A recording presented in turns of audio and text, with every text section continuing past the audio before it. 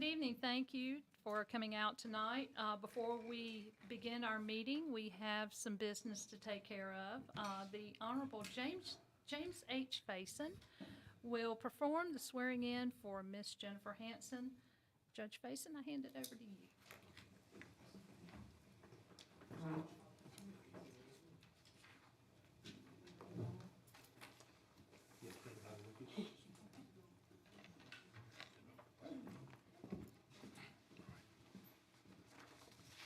All right, Jennifer, first of all, congratulations on your new appointment, new position with the Pender County Board of Education. I really count this as an honor and a privilege to serve in this capacity, being a product, the Pender County Schools, alumnus of Pender High School. And so it is my honor to be here tonight, and congratulations. All right. While you're holding the Bible, raise your right hand, please. Repeat after me and state your name. I, Jennifer Hanson, do swear that I will support and maintain that I will support and maintain the Constitution and laws the Constitution and laws of the United States of the United States and the Constitution and laws and the Constitution and laws of the state of North Carolina, of the state of North Carolina, not inconsistent therewith, not inconsistent therewith, and that I will faithfully discharge that I will faithfully discharge the duties of my office the duties of my office as a member of the Pender County Board of Education. of the Pender County Board of Education. Congratulations. All right, thank you.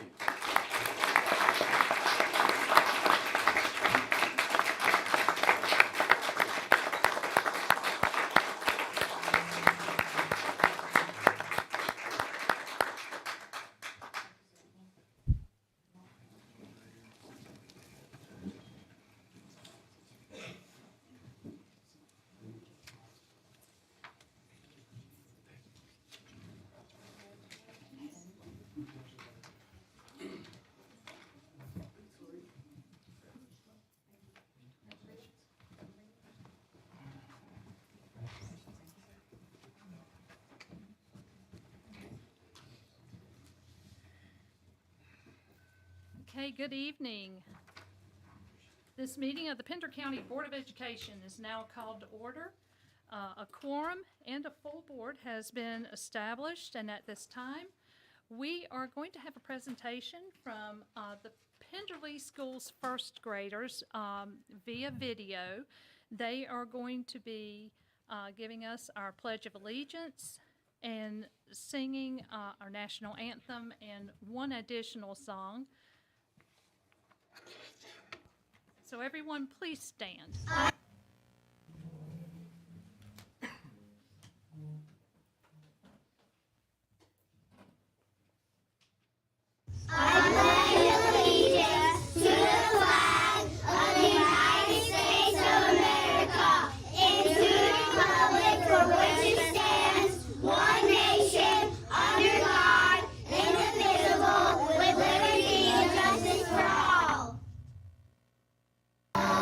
Say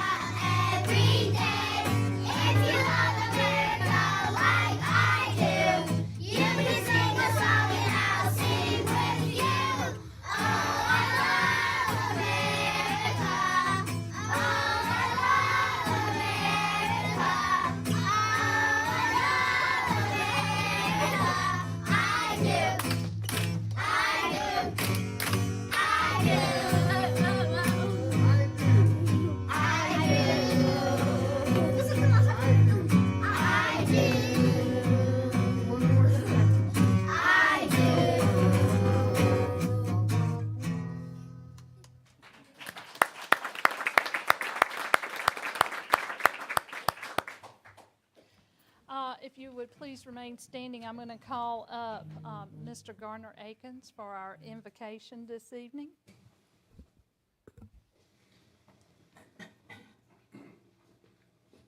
Let us pray.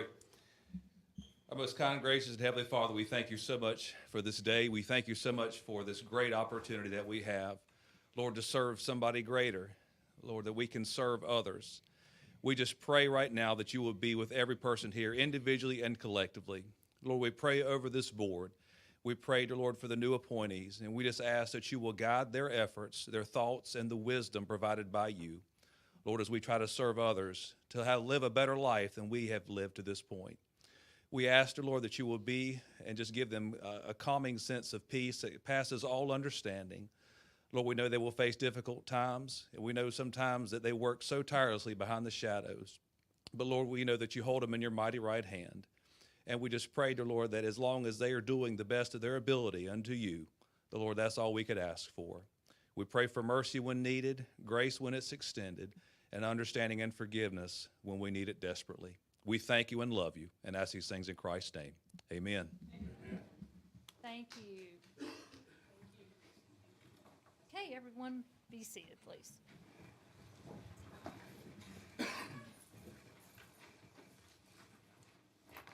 Okay, we are at item number 5 on the agenda, adoption of the agenda. Madam Chair, I'd like, Go, please. Madam Chair, I'd like to make a motion to add to the agenda at 8.9, earmark update under the information for the agenda. Very good. 8.9, Aramark presentation. Do we have a second? Second. Okay.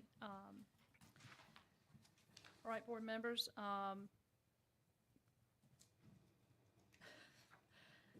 Okay, do we, all in favor, please say aye. Aye. Any opposed?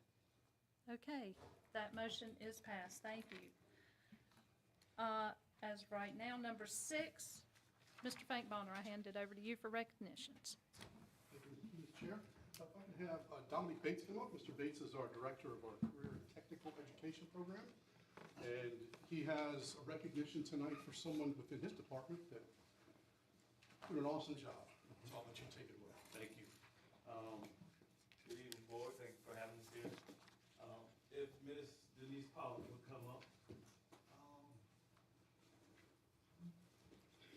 She's been recognized tonight. I know that we have recently, Pender County School CTE has recently been recognized for being in the top 10 in credentials. We were not only in the top 10 in credentials for credential attainment, but also for the number of earned credentials. Okay, and if you don't understand, there's no way that Pender County School should be there. That's what people would say, just because of sheer numbers and the amount of credentials that we offer in comparison to some of the larger school districts. And so, incredible feat. And we've been recognized, but I want to recognize somebody from our team, Ms. Pollock, who she's really the center of all of the credentials and the way that we earn them. So if you don't know, I'm going to just quickly walk you down the process of how it all works with credentials. So you have to purchase the credentials first, right? So a purchase order has to be created. We pay for them for our students with the money that we've been allotted. But that takes calling in and getting the numbers, and we have to know exactly how many to order for this year. And then you have to, most of them have accounts. So you have to set up accounts for teachers that put their students in, and that takes a lot of different email and a lot of data entry. And then most times on the systems, you have to teach the students and the teachers how to use the system that they're using to earn the credential. Okay? So after we've done all of that, and they earn the credential, sometimes it requires a person who knows about the credential to proctor the credential. She's also doing that. After it's proctored and we earn it, then we have to report every single credential. We earned over 8,000 credentials last year. So 8,000 credentials had to be reported to the state. She does all of that. But not only are they have to be reported, they have to be verified, they have to be looked through, they have to be checked off, they have to be in alphabetical order by class. It's a lot. One of the things that we pride ourselves on in Pender County Schools CTE is our teacher support. We always say we have high expectations, but the higher the expectation, the higher level of support. Ms. Pollock, you have done an excellent job of just layering on that support. I even caught her in action one day teaching. She's in there teaching the credential. This is how you do it. And so, amazing job. Keep doing what you're doing. We are so appreciative of you and the support that you give to our students. So, this recognition goes to you. Just keep being excellent. Good job.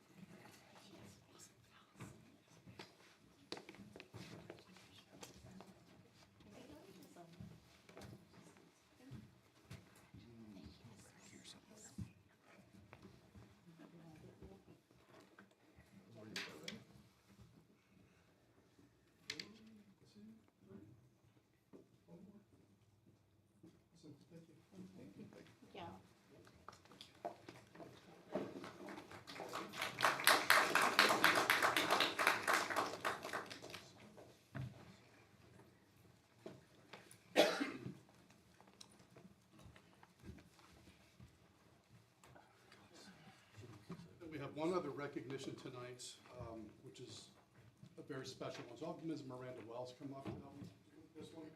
Ms. Wells serves as the school liaison for the Spot Festival. And the folks at the Spot Festival are very generous and have come here tonight to give back to the schools that help with the Spot Festival. So Ms. Wells, go ahead and take it from here. Hey, good evening. How are Thank you, you? Board, for allowing us this recognition. I'll call our Spot Festival Board up to join me so that we can do this presentation. It's Ms. Siobhan Fargo, who is a vendor coordinator, along with Matt Sellers, who is co-vendor coordinator. Mr. Billy Sanders, who serves as the co-chair. We could not be joined tonight by Mr. Keith Ramsey, who serves as our chair, Ms. Kelly Futrell, who serves as our treasurer, and also Ms. Kelly Jelly, who serves as our Spot Festival pageant coordinator. It's a busy time for us, but we four are here to present Pender County Schools with $36,000. Wow. We are very proud of that. This is the first time we have been able to give back that amount of money. We gave a significant amount last year. We are giving this year. We're hopeful that that will continue to grow. We have made a concerted effort to, embrace our community so that we're making wonderful connections, so that we're growing that. This team, I'm proud to be a part of this team. We serve with the students, the teachers, and our Topsail, Surf City side, at our heart, making sure that those students get those competitive edges that they need. So I will have Mr. Sanders to, show the check for $36,000. I'll ask that a representative from the schools come up to receive their check as I go through the amount of money that we will contribute to those specific schools and organizations. One of the things that I do as the volunteer coordinator and school liaison is I work to make sure that we have enough volunteers to staff that two-day festival. That festival's been in existence over 50 years.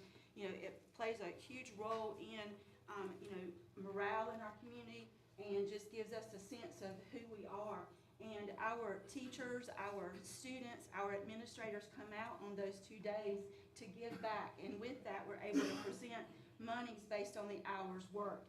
So if a representative from Topsail Middle School will come, We have a $905.88 check for the school general fund. We also have a $79.18 check for their CTE program. South Topsail Elementary, we have a check for $97.81. Again, all of this is based on the number of hours that are put in by staff, teachers, and parents.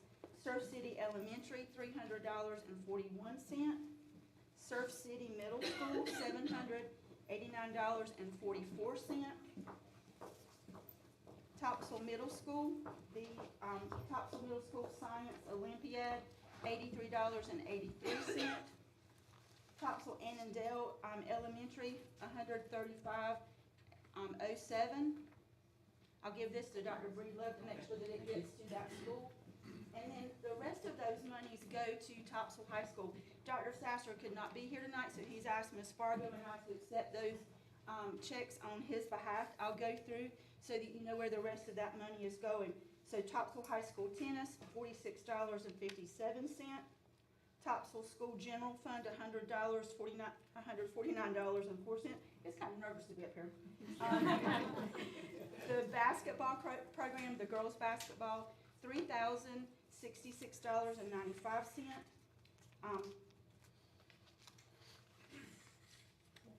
I think that's baseball.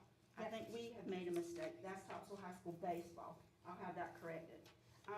Women's basketball, $1,553.27. Topsail High School robotics, $1,325.05. The National Honor Society, $801.09. JROTC, $107.12. Topsail High School HOSA, $19,000.19. Topsail High School FFA, $1,548.61. Topsail High School DECA, $822.05. Cross country team, $167.67. Boys soccer, $260.82. The public safety program was the CTE program, $2,191.34. National Technical Honor Society, $398.21. Our Topsail High School CTE Fund, $1,783.82. And then the National Art Honor Society, $386.57. And I'll make that correction. That was Topsail High School baseball, $3,066.95. As I went through all of those, you will see the majority of them are CTE programs. And just because we just had that presentation by Mr. Bates, I just want to tell you, as one of his staff members in CTE, we are doing wonderful things CTE related in Pender County Schools. And I will tell you that it's because of his leadership. He is absolutely phenomenal. And I don't think that we give the people in charge enough credit sometimes, and I just felt led to do that because he is phenomenal. Thank you, Mr. Bates.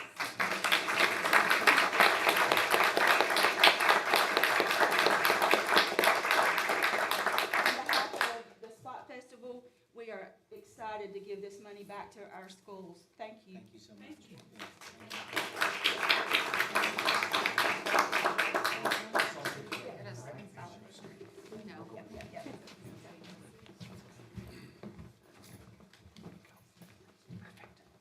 You get here in this little gap. Ms. Wilson, just take it. I'll always find you. Ready? Awesome. Thank you. I have to say hey to home folk.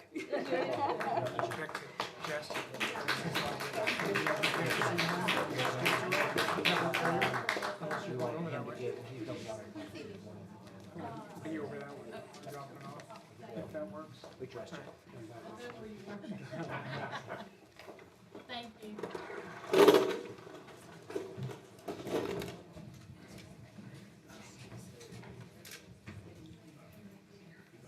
We don't have a recognition for Miss Wells tonight, but we did last year at the same moment when she did the presentation for the Spot Festival. She was recognized as CTE's NCAT CTE Teacher of the Year. She is going to Cullowhee. It was postponed, the actual ceremony. She's going to Cullowhee for professional development. And I think she's gonna be announced as the Teacher of the Year. I mean, that's just my opinion. I'm just saying. She should be because of things that she does, like the Spot Festival and just her everyday work. But I did want y'all to know that this is our CTE Teacher of the Year for Pender County Schools, and she is going to Cullowhee. They have a ceremony February 20th, and hopefully, I think, in my opinion, she should be the Teacher of the Year for the state.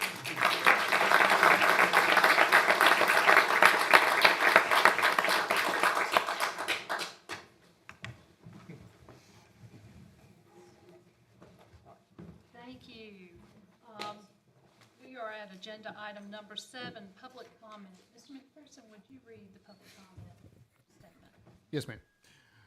Pender County Board of Education welcomes the opportunity to hear from the public during the regularly scheduled meetings. The public comment period is open to all members of the community, including parents and students, to express their compliments, concerns, or complaints regarding the performance of school personnel and the implementation of board policy, the quality of the education program, or school facilities. In accordance with Board Policy 2310, presentations are limited to a maximum of 3 minutes. Obscene, vulgar, or profane statements and statements reasonably perceived to be disruptive or eminently threatening to the orderly operation of the meeting shall not be permitted. Madam Chair, that concludes my statement. Thank you. Let's see, we have one person here for public comment tonight. That would be Mr. Russell Weaver.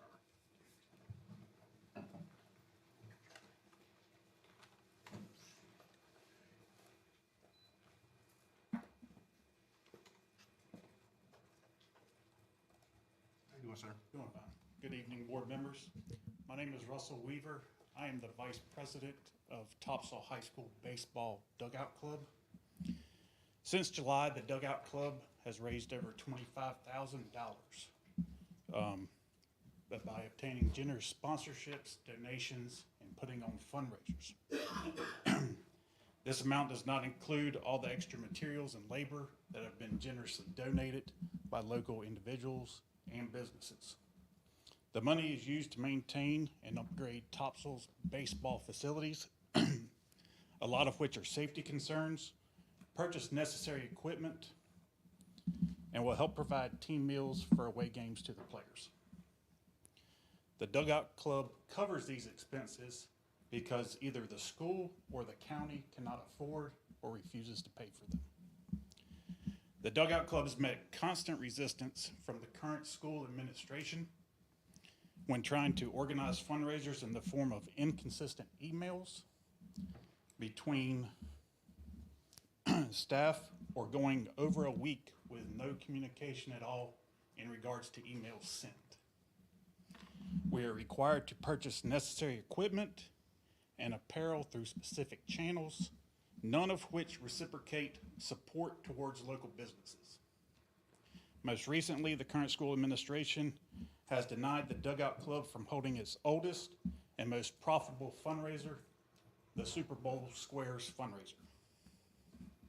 We were given no explanation or reason for the denial. This successful fundraiser has been approved by every previous school administration and central office over the past years. To our awareness, there have been 0 complaints regarding this fundraiser, and it's currently used by nearly all other high schools in the surrounding area. The fundraiser is 100% voluntary, and no player or family is required to participate. Any administration that would prevent a club from raising money that lessens the school's financial burden and then prevents a club from supporting its community via purchases does not have the schools or the student athletes' best interests at heart. I am here tonight to ask that the county overturn the school's decision and allow the Dugout Club to hold its Super Bowl Square fundraiser so that we can continue to financially support for the upcoming baseball season. Thank you. Thank you, sir. Thank you, sir.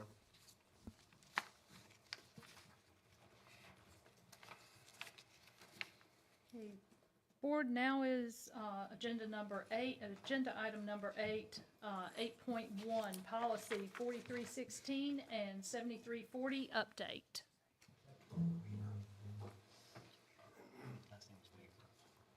Thank you, board members, chair. I'll make sure I speak louder for Puka. So part of our ongoing measures to improve our operations and improve our policies and things of that nature in the district, the Superintendent Breedlove hosts a student advisory council 3 to 4 times a year.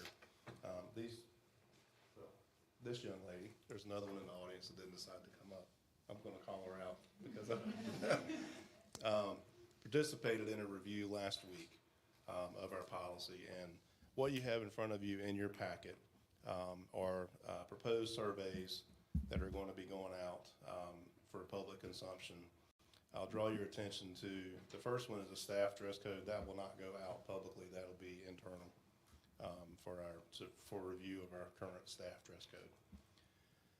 The second one, second survey that's listed there is a student draft dress code. It'll go out to limit to middle and high school students, staff members, and parents. That we're not going to include elementary in that at this time. If we see the need down the road, we can certainly do that, of course. The basic survey goes through the current student dress code as is written in our current policy. And linked in there are several other surrounding policies. So the survey will ask them to rate or rank their favorite policies, whether it be any of our surrounding counties or our current policy. And then at the very bottom, there's an open-ended part for any thoughts that they have about dress code. One of the things, you remember we did the thumb up, thumb down. I made you close your eyes because I want anonymous. One of the items that we talked about was, is our current policy enforceable? And without letting the cat out of the bag, there were a lot of this in there. And is it something that we need to look at? A lot of this in there. So don't know what we're going to end up with until the very end of this process. We want to get as much stakeholder input as we can. But what we're going to try to do is develop a policy and review the current one that we have that we can apply. When was the last policy adopted? Do you remember? It was adopted back in 2011 Yeah. with no updates since that time. Yeah. Do you guys have any questions for one of our interns? I don't have Or any for me. questions. I don't have any questions. I think that as far as what's being presented, absolutely, we always want to make sure that we're getting input from those whose policies we are affecting. So I'm glad to see that there are students on this committee. Yeah. Good for you guys. So our plan is to roll this out within the next month to try to get as much input as we can. We've had very good success with the strategic plan survey that we sent out. We learned through the advertising that Mr. Fink Bonner does and constant communication with our Sunday message that we tend to get decent feedback. I think we'll get a lot of feedback on this survey, to be honest with you, and I'm looking forward to digging into it with these guys and others to, make sure we review the policy as we should. Very good. Thank you. Okay, Other questions? thank you. They let you off easy. Normally I get bombarded with lots of questions. Okay, thank you. 8.2, strategic plan update.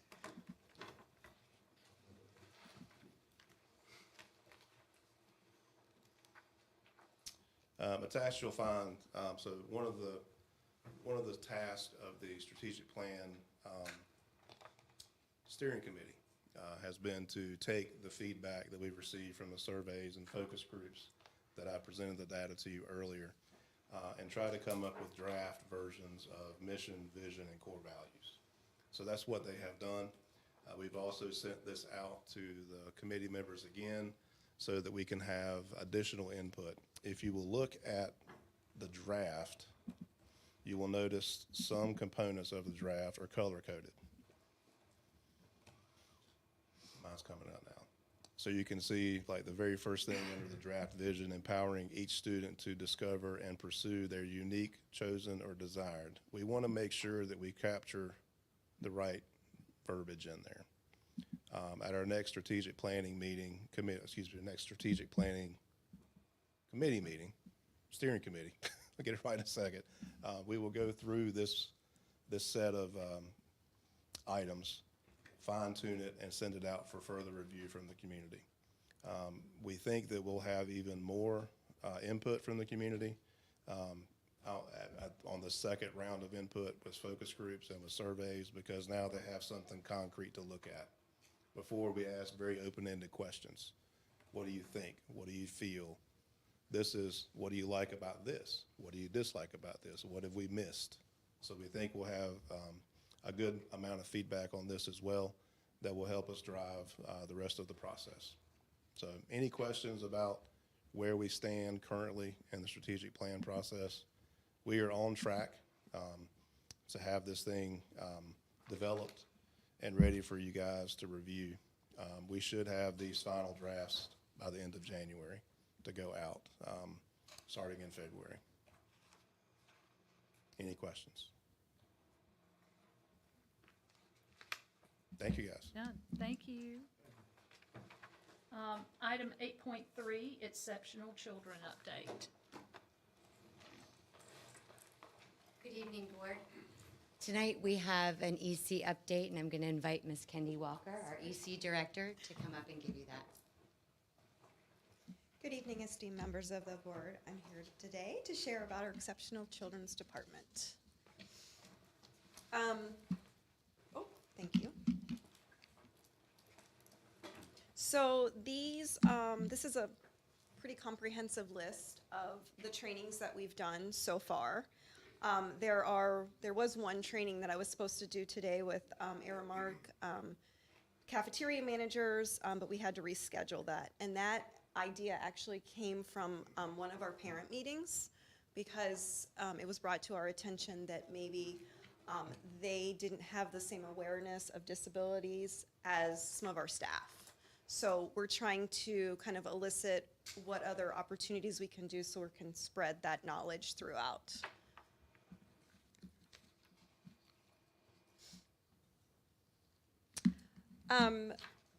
One of the things that we've done in the district is hosted the Special Olympics. Typically, a school district does not host and take on that event. It's usually done by your city, county, but Pender County was doing this. So one of the things that we tried to talk with Parks and Rec to see if they had the capacity to take it on. This year, they did not have that capacity. We're hoping in the future maybe they can. But we wanted our students to have a full experience. By us hosting it, they don't get to go to like the state or the other levels because it's just like a local identity for us. So we wanted to give that opportunity. So one of the things that we did is we sent out a survey to our parents. We did it through email, through text, a couple different times. And this result is what we got. And the survey was very comprehensive to compare the differences between us hosting it again and utilizing New Hanover County, which has a full Parks and Rec department that they have way more opportunities than we've ever allowed our students to have. So the survey results, 67% felt that we should utilize New Hanover and join them. And so we would transport our students there this year so they could have more opportunities. Hopefully in the future, though, we can bring it back to the county. That's what we're hoping. Well, if you don't mind, if I ask some questions in the middle of this, what is Pender Parks and Rec missing? Was it manpower or? Yeah, it was manpower. They just said they didn't have the capacity to take it on. We tried to see if we could partner, and they said they could help us kind of fill in if we were doing the event, but they couldn't, they didn't have the capacity to kind of take it over. Okay. And going to, I mean, it looks like the overwhelming choice is going to be going to New Hanover. So will parents be able with going to this official Special Olympics? Are parents going to be able to accompany their students out onto the field? They would follow the same rules as the Special Volunteers. Olympics. Okay. So whatever those rules are, that would be how it's Okay, handled. because I know we had an Yeah. issue last year, so if we could find out, I know that if the schools could get involved in that a little bit and find out exactly what We is can- expected from the parents, and we could pass that along to the parents, I think that communication would be great. Absolutely, we can do that. Because we want to make sure that they feel included. Yes, yes, and that's why we did this, because there were, I had heard that there was some parents that were really upset that their students are excelling and they can't move forward in the state or regional competitions because of how we were doing that. Right. And that we're doing a disservice to our students by not allowing them to go to higher levels. Agreed. Okay, I'm sorry, thank No, you. you're Go fine. right No, ahead. no. Thank you for your questions. I appreciate it. All right. So the next thing is maybe it could be a little controversial. In the past, we've had what's called an EC prom. We talk about being one Pender. Within this, we were actually excluding students.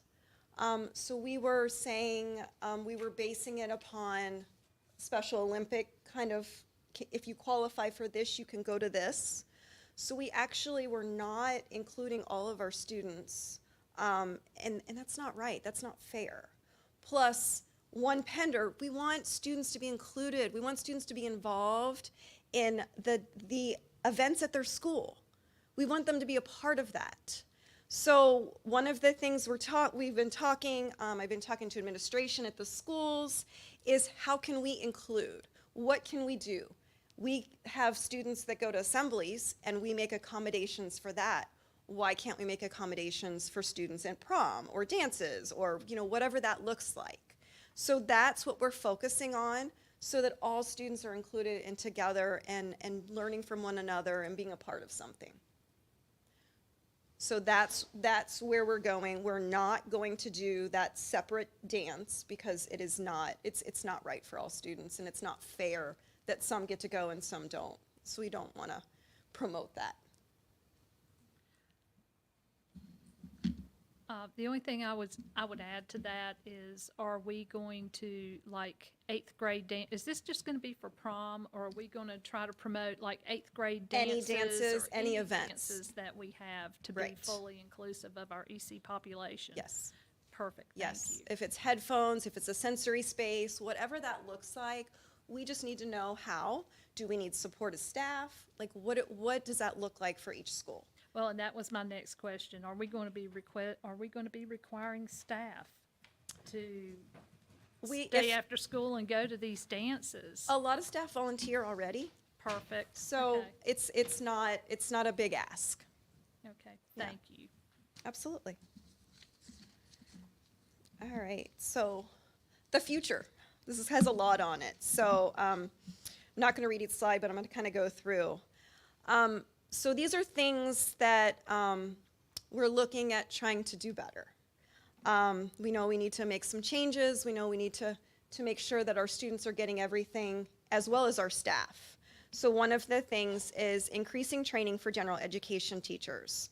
So we want all teachers to have the skills, the tools in their tool bag to be able to support all students. And so that's one thing that we're focusing on, is how can we do that? How can we give them those skills? Another thing, communication. We talk about communication, prioritizing I created a thrill share, and that's how I've been using communication with some of our families and getting like the survey results and things like that. So increasing those opportunities. We have our CPAC meetings. And asking for that feedback. What do you want? What do you need? How can we support you better? So really just reaching out and trying to create that relationship with those families. We're partners. Increasing co-teaching training opportunities. So one thing we're really looking at within our EC department is EC is not a place, it's a service. It is giving students what they need to bring them to the same level of their peers, whether it's filling in the gaps, whether it's helping them with behavior, whatever that looks like. So we need to make sure that students have access to curriculum, to the core. They need to have access, and we shouldn't be bringing them out if they're not working on something. And so we're trying to look at that a little closer and making sure that we're giving them all the opportunities. Increasing support for EC staff. So we have coordinators that kind of are liaisons between our schools. And so one of the things actually we just started is we are requiring them to do 3 walkthroughs in EC classrooms, similar to principals, how they're walking through classrooms and looking, so that we can see how we can better support, not just hear it, but see what's needed. So really trying to, to mend that relationship as well between the teacher and the administration and then our coordinators. Staffing. I know that you guys know that staffing has been a huge issue, and let me tell you, I've spent so many hours on staffing, it's not even funny. I would rather be at schools. So one of my requests is that we are trying to post positions early so we can recruit early.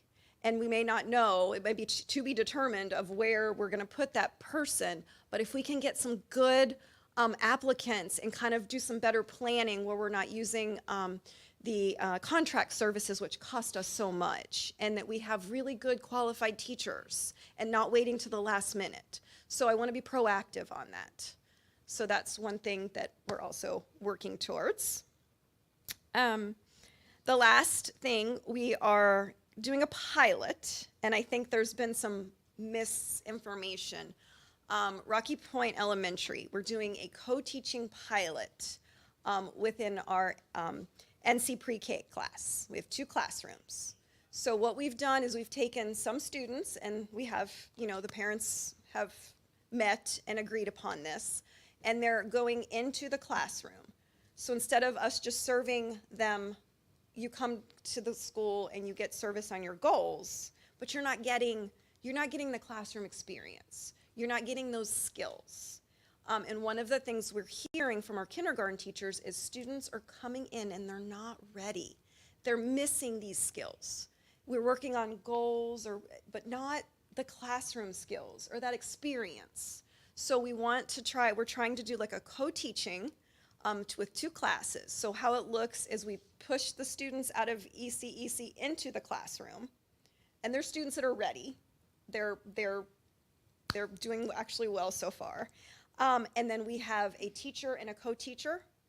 And then there's 2 classes, so then the co-teacher goes to the other classroom, and when that person switches, there is an IA that goes to create that support level. So there's always those 3 adults in both spaces right now. So we're not talking about getting rid of anything.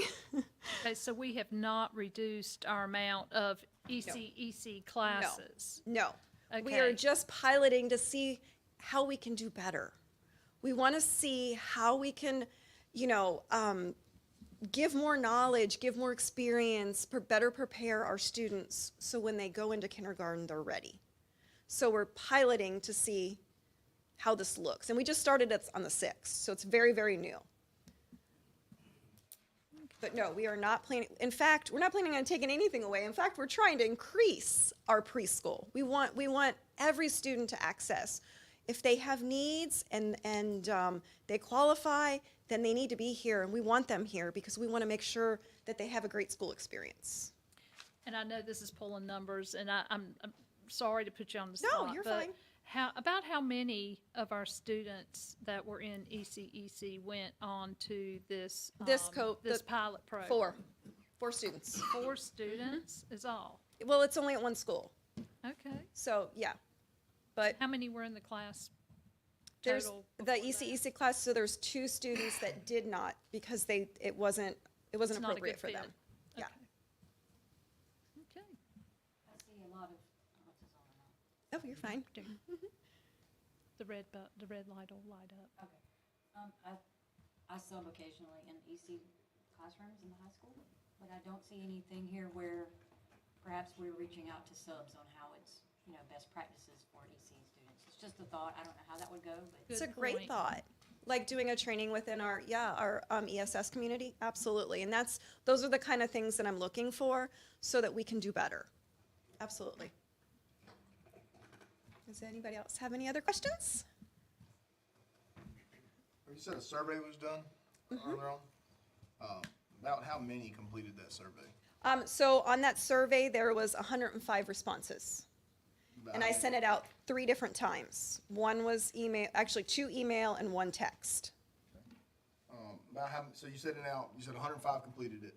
How many people did you send it out to, you think? Just We have 1,500 students.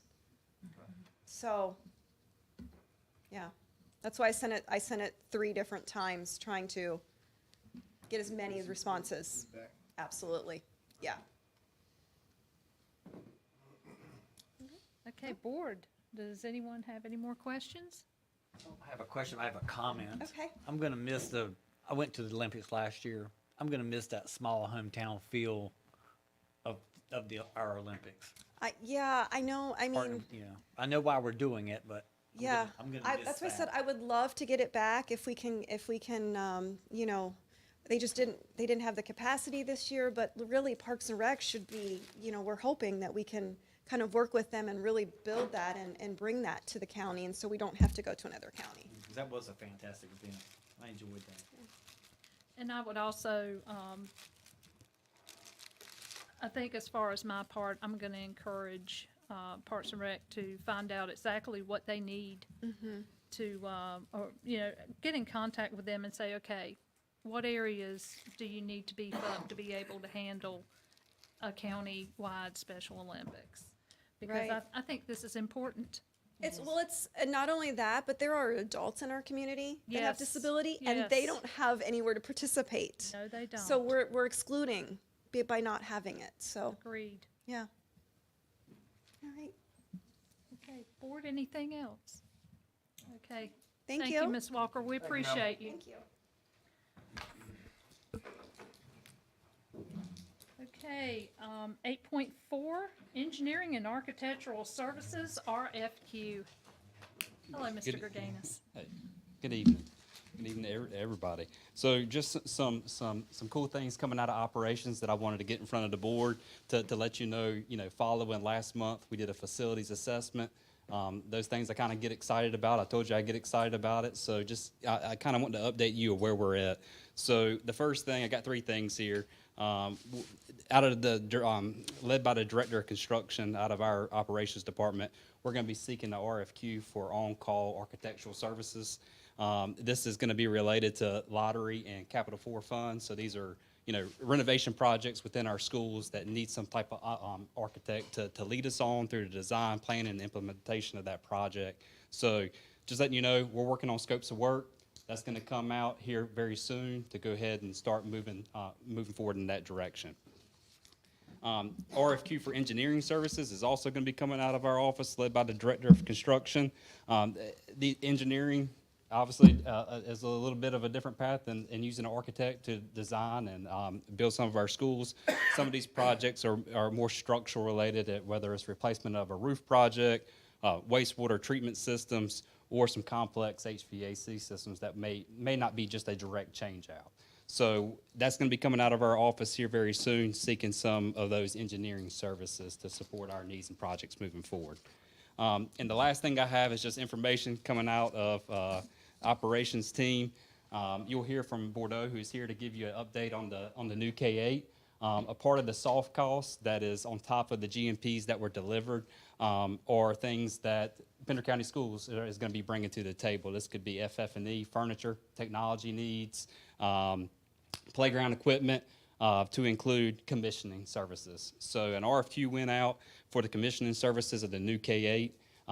We have shortlisted that down to 3 firms, and then we're going to be using these, sending our owner-preferred requirements or what's already outlined in the specs for what the commissioning services will look like, mainly focused around mechanical, electrical, and plumbing commissioning services for the new K-8. So getting them in here early, working with these 3 firms to work on pricing, to bring back before you in the February meeting.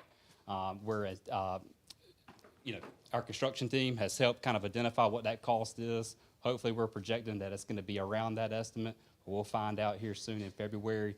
But getting them on in here early helps us through. We haven't even started digging footers yet, and you're going to hear that from our construction team. But getting in here early helps us during construction make sure that, you know, what at Pender County Schools, what we're paying for is being installed correctly all the way to the end, giving our guys some owner training as we receive it on the maintenance team. So, does the board have any questions on these information items? All right, thank you. Thank you. Okay, we are at 8.5, calendar adoption process for the years 2026 through 27. Mr. Taylor. Yes, ma'am. Thank you. Just draw your attention to the timeline. We currently have drafts that have been created for the 26-27 calendar adoption. If you remember, we do a 2-year calendar adoption, and then during that first year of the 2, we adopt the 3rd year calendar. So we're in the process of doing that now. After this, you know, this right now you're just looking at the options. We haven't even sent them out to the principals yet, but they will go out in January to them. The SIT team will review the options and provide feedback.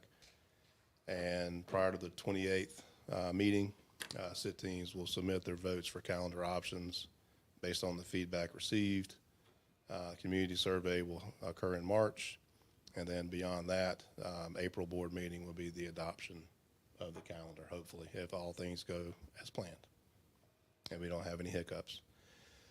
The draft calendars you have in front of you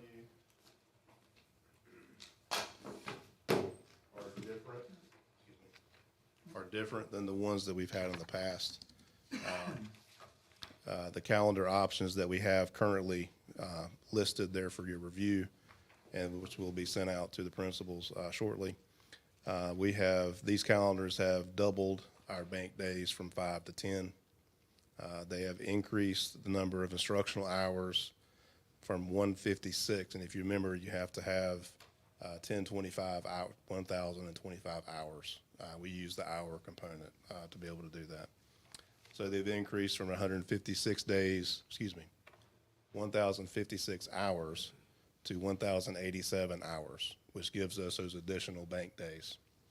It's gone from mid 160 days on the calendar, because we're looking at 2 different ones, to mid 170s. So you're talking about 7-8 days added to the calendar. The semesters are more equal than they have been in the past. The exams are in January. Any questions or anything that you'd like to add for consideration? There is going to be a lot of discussion about this board, and it is one of our hot topics. And there's, like I said last month, there's a lot of hard decisions to be made up here. This is going to be one of them. So, you know, we look forward to hearing more about how the drafts are, you know, the feedback that you're getting. So, Yes, ma'am. One of Thank the you. items that I talked to Cabinet on Monday about in looking at these calendars as draft is, are we able to also take away some of the days either at the beginning or the end? Because currently on these drafts, for example, you see almost 2 weeks of workdays before and after. Not,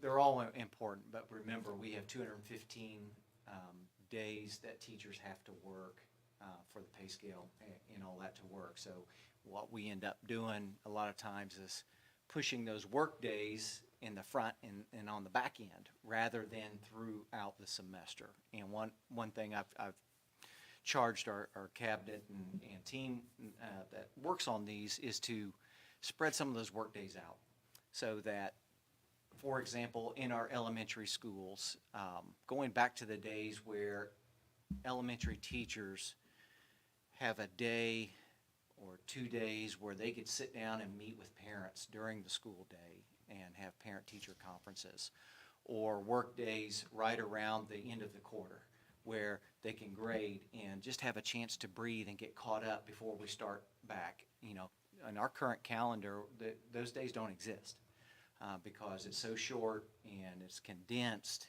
and we still have the bookends of work days. So by extending the calendar like this, we do have that flexibility to drop those work days, optional or mandatory work days within the semester, and allow teachers some breaks periodically throughout the semester. So we will continue to work on that before we bring an official draft to you to look at.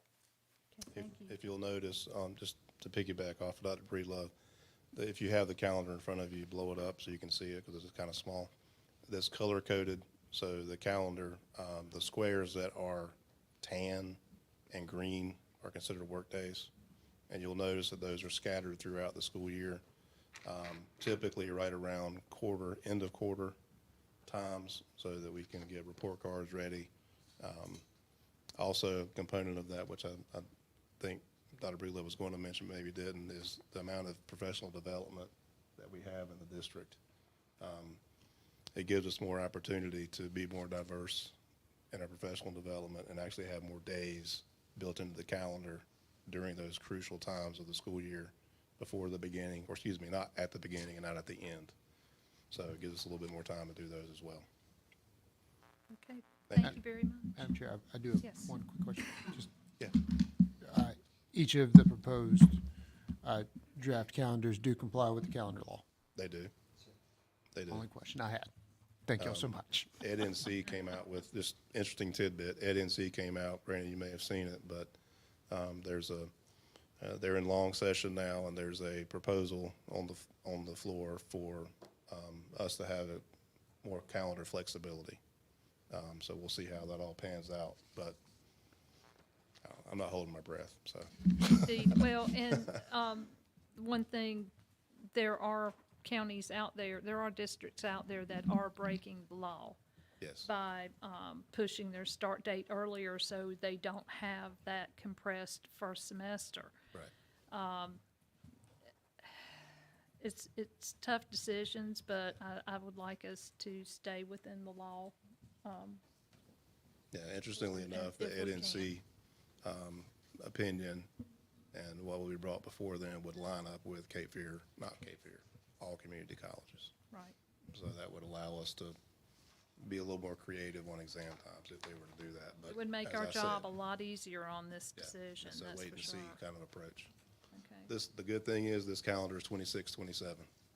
They have some Yes. deciding time. So, thank you. Okay, thank you, sir. Next, we have 8.6, School Health Advisory Committee update. Mr. Taylor and Miss Avery. Yes, ma'am. Good evening, ladies and gentlemen of the board. In compliance with Policy 6140, our Student Health and Wellness Policy, our School Health Advisory Council is required to give an annual update to our Board of Education. At this time, I would like to invite Ms. Cynthia Avery, our lead nurse, to provide that information for you.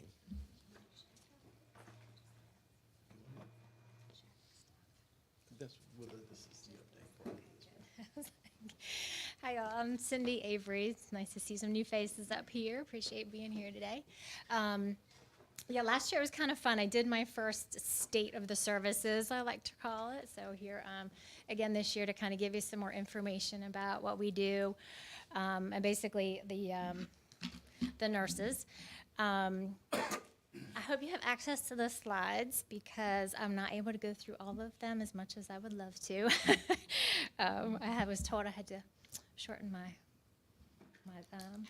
words. So just want to give you a quick snapshot of who we are. This is an older picture, so some of the nurses are no longer with us, and we have some new faces.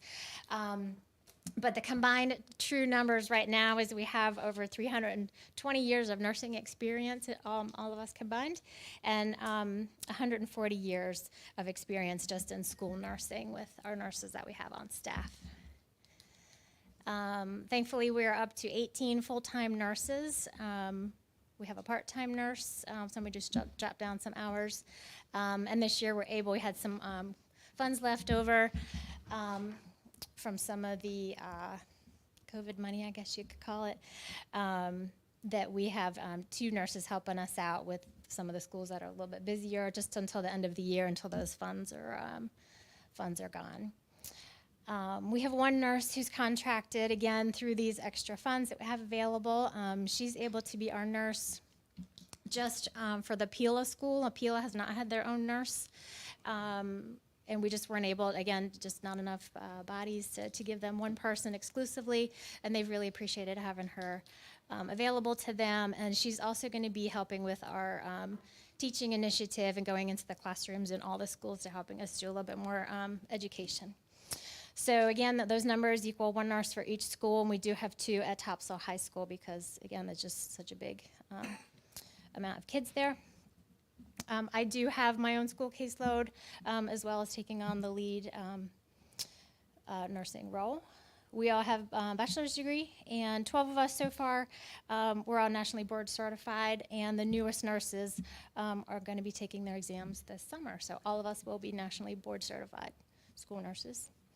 Again, you can kind of read through this if you like, but these are just all the things that we do and have under our belts. Basically, we're really trying to push this health presentation, so you'll see in the middle. We've already done last year, part of our data, we did about 300 health presentations. That includes students, staff, and to parents. Some of the numbers that we pulled together, again, at the end of the year, we do what we call more like one-on-one counseling sessions. So it might be a student visit, but that takes a little bit more time. It is 2 times the amount we did the year prior. So that's kind of what our numbers are showing. Our kids are, coming to the nurses a little bit more. Again, I think because we're there, and that's the important part. We're able to offer telehealth in our offices with a partnership with Healthy Schools and PATH. And we did 326 telehealth visits. Again, the newest initiative you probably heard of was the Project Adam. That was a big thing for us this year. We are pursuing more certification of our staff members for CPR and AED. 2 of our nurses were awarded grants this year that were able to utilize some extra funds that we wouldn't have. Again, just some of our special events, things that we participate in, who we partner with. You can kind of read through again what school nursing is. This is by the National Association of School Nurses. This is kind of where we go and sort of who dictates, a lot of how we should be practicing. It's the evidence-based practice, and, just again, some position statements and things like that sort of dictates what school nursing should be. This is why we need to have registered nurses specifically in schools. How do we do it? It's kind of a long couple extra slides for you there. But I kind of think of it like Mr. Bates mentions, it was sort of like doing things in the shadows. And it's kind of like, most of us do see what we do as part of like this giant iceberg, right? And you just see that little bit at the top. And again, all of our jobs are like that. And so this is all the stuff below the iceberg that we are tasked to do. And so just a little bit real quick about the state of the students. So if you look up in the top, it's 15 to 18% is the national average of health conditions in general. And so we kind of look at that like, what do our schools fall into that? And you can see, pretty much the top half of this chart is above those kind of national average numbers. So, we look at staffing a lot of times with the numbers of students, how many kids are in the seat, things like that. And so we can't always do that when we're talking about nursing because, again, some of our bigger schools, obviously, need a nurse, but some of our smaller schools, it kind of indicates why we also need a nurse there. So, for instance, Burgall Middle, 38% of the students there have a reported health condition that's been reported to the school nurses at some point. So that's what that chart is telling us. I have a question. Yes. I think I saw it somewhere. What are the conditions that were? What's reported? Yeah. So at the end of the school year, we pretty much count what DHHS is asking for. So they have certain criteria. There's like 3 pages on a spreadsheet that we track. So there's quite a number. I would say about 30 or so that we track and report to the state. So that's where I pull that information from. So it could be asthma, seizures, diabetes, you name it. It's kind of some of the bigger ones, but that's usually what their number includes. Again, just a little bit more information about how school nurses can help and what, again, we're responsible for. We can help decrease the amount of days missed. Specifically, there was some study done for kids for asthma. So I just included some of that data there. As I was doing the new slide, I decided to keep the old numbers from last year's slide. So again, this is again what we report to DHHS every year. This is the number of student encounters, which includes kids coming into the nurse for a Band-Aid. This includes, those hour to 2 hour long visits that we have to, be with a student or help support them for a longer period of time. A couple minutes for medication, some of our students with diabetes who come in. So as you can see, there's 2 different slides, but I kind of liked seeing them side by side where we could see that our numbers certainly just increased quite a bit. And then again, just finishing up the 2 different slides. And you'll again see our total encounters went from over 33,000 to 39,000 last school year to the school year prior. And it was pretty cool to see that 88% of the kids we sent back to class, and this year it was 88% as well. So again, that's why you have nurses in the schools, so we can make that determination who should stay, who should go, and how to best serve them while they're here. Again, just some more numbers because I think it's kind of fun. I have Star City Elementary was our top school this year with encounters, which equals to about, I estimated, 7 minutes per visit. That could be anywhere, smaller or more than that, and a 7-hour day. And 169 school days, so that's where I kind of got these numbers from. So it ended up being over, 22 students per day.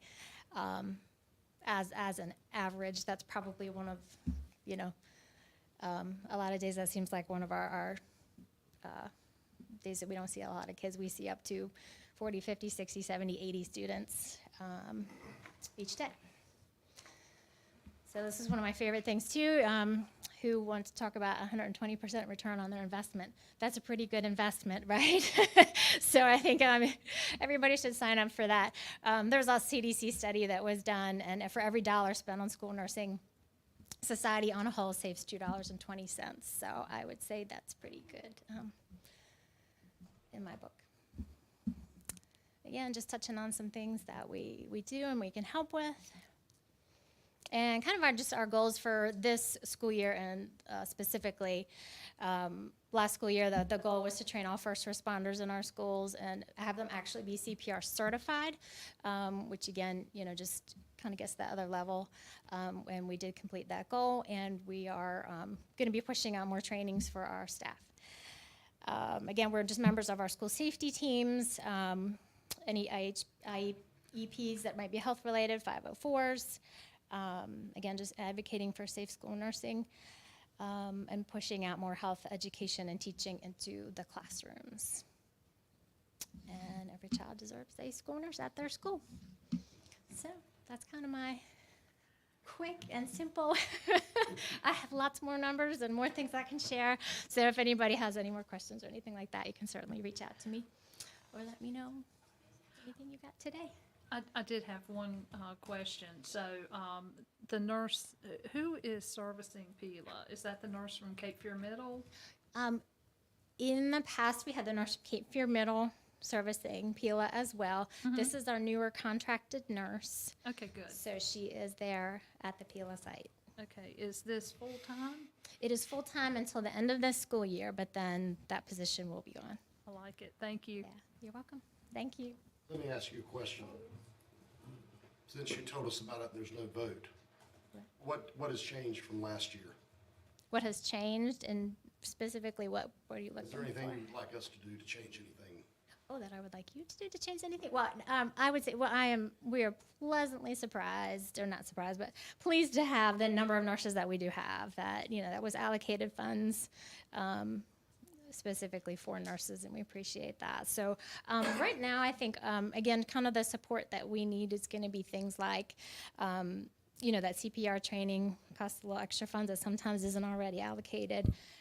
Things like keeping up with more AEDs, again, just kind of creating those safer spaces and having some additional things that we might not have, some kits maybe in the classrooms and things like that.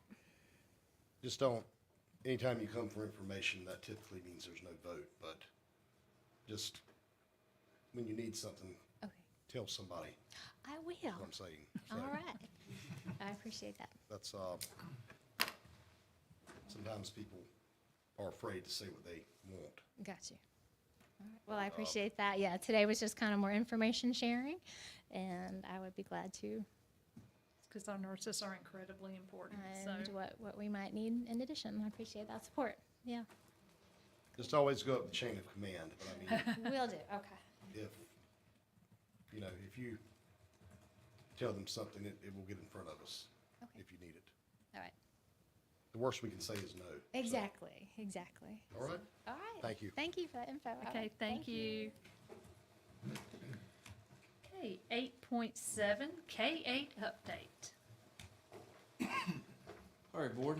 So I'm going to invite Mr. Ben Warren, who's the vice president with Bordeaux Construction, up to give us a update on the new K-8. Turn over to you, sir. Good evening, board. Dr. Breedlove, great to see you. Welcome to the new board members. For those of you that haven't met me, Ben Warren, Vice President of Bordeaux. I am the project manager for your new K-8 school. I've prepared a presentation here, aware that some of you may not have a little of the history, so I'm not going to spend too much time on it, but I at least have some aerials together just on the construction progress and kind of, over time, over the last year. This is an image right here that's actually from our design model, so it's very accurate for what the school is actually going to look like. This is the agenda. Tried to keep it high level, but if you have any questions about any of these items, don't hesitate to interrupt me and stop me. If you have any questions at the end of it, we can dive into more detail on any of these items or any other things you might be curious about. So first arrow here on the left is obviously before we started. Is there a laser pointer on this? Right there. All right. Oh, perfect. So you can see here, this is Highway 210 coming right up here, this side of the site. And so this here is from April. We've had our early clearing package to get the trees out of the way. We move forward to August here. And so you can see these are oriented similarly. So you've got Highway 210 here. Difference here being our queuing lane is cut in. And over the whole site, you can see we've made headway into grubbing and starting to pull up the topsoil. You go over to September, you can see where we've actually started bringing in the dirt for the building pad and for the surcharge. So this area where you can see the dirt sitting is actually where we are preloading or surcharging the building pad. So the site, very low-lying, high water table, very soft soils that had to have remediation done. And the way we are doing this remediation is by simulating the load of the building once it's completed. And we're doing that with the dirt we would have had to haul into the site anyway, roughly around 300,000 cubic yards. And we put it on the area that the building will sit. And then there's a settlement period that I'll go further into. I'll kind of show you what's happening, the reaction of this exercise. All right, so we move forward into October and then November to the right, and you can kind of see we've made headway. We're building this mound roughly 20 feet above virgin soil. And December 20th is when we actually achieved completing the surcharge. All right, and so we're within a couple weeks of the forecasted date. Russ pointed out this looks like the United States. That we were not, bored out there, but it's kind of funny. It's a little tough to see in this picture with the light, but you have the mound completed, and for those of you that haven't driven by this thing, it's an enormous amount of material. Ultimately, all of this dirt will be spread over the entire site, which will raise the grades. It'll get up out of the wet, marshy dirt that we have to work with out there. But again, now that we've achieved the design and the height of this mound where it's equally distributed over the building pad, the area where the building will sit, the settlement is happening, okay? And so we have our geotechnical engineers out there, and they're monitoring the rods that go all the way down to virgin grade. We also have water sensors in the ground monitoring the pore pressure of the water. And so what's happening here on this graph, this line here is the dirt being brought in. So you got, here's the height of the mound that we're building, okay? Here's the timeline. And then this is the settlement right here that's going on in the ground where we have those inferior soils. And so as the height of the mound grows, and we're monitoring this the whole time, you can see what's happening as we get taller to the design height, the settlement is happening more rapidly. And that's exactly what the science predicted, which is great. We have approximately an 80-day period that we anticipate the settlement to take, and all signs are pointing to it happening within that window. So we're feeling really good about where we are. Has that been pretty consistent? What's that, sir? Has that been consistent as far as that drop, or is it taking significant drops at different parts of the summer versus the winter? The consistency happen. It really doesn't. It's not consistent over this time period. It starts to happen when the design load is in place. Right. That's where the math is. Hey, we don't want the settlement to happen after the building's there, right? Because then you have cracked up bad news. So we forecast with a factor of safety what the load of the building is, and then some, and we're looking for that settlement to happen. And so it starts happening when you have the weight there. And so what we've been seeing, as we reach the top of the mound, water starting to come out of the ground rapidly, and now we're really seeing those rods settle. So it's pretty cool stuff. I don't know who came up with this. It was not me. So big picture on the status of the job and the schedule kind of looking forward. As I mentioned, we've got the surcharge done. We're monitoring the settlement now and have been doing so for several weeks. 80 days is what we anticipate. We're working on the off-site sewer design, and I think we're targeting May. I put later in this presentation that it was March. I think May is what we're looking for design completion. And this, of course, is taking the sewer line. It comes all the way through the back of the site, all the way over to 17. So we're working on some easements to cut through. Initially, we were looking at going all the way down 210. This is going to be a much more favorable route, and the county owns some land back in here, so it's going to work out well. and it's tracking pretty good. Once we have the design completed, we'll begin with the permitting process and move toward bidding the actual sewer work. There's going to be a lift station on site and another lift station that's provided by the county over towards 17. So that's well in the works. The off-site roadway improvements, we've kind of done everything we can do at this point. We're expecting feedback from TIA, and ultimately we expect our full approval from NCDOT this month. We've already gotten initial feedback, which we incorporated into the design, followed up. So right now we're just waiting to get that. That will enable us to actually start design of the roadway improvements.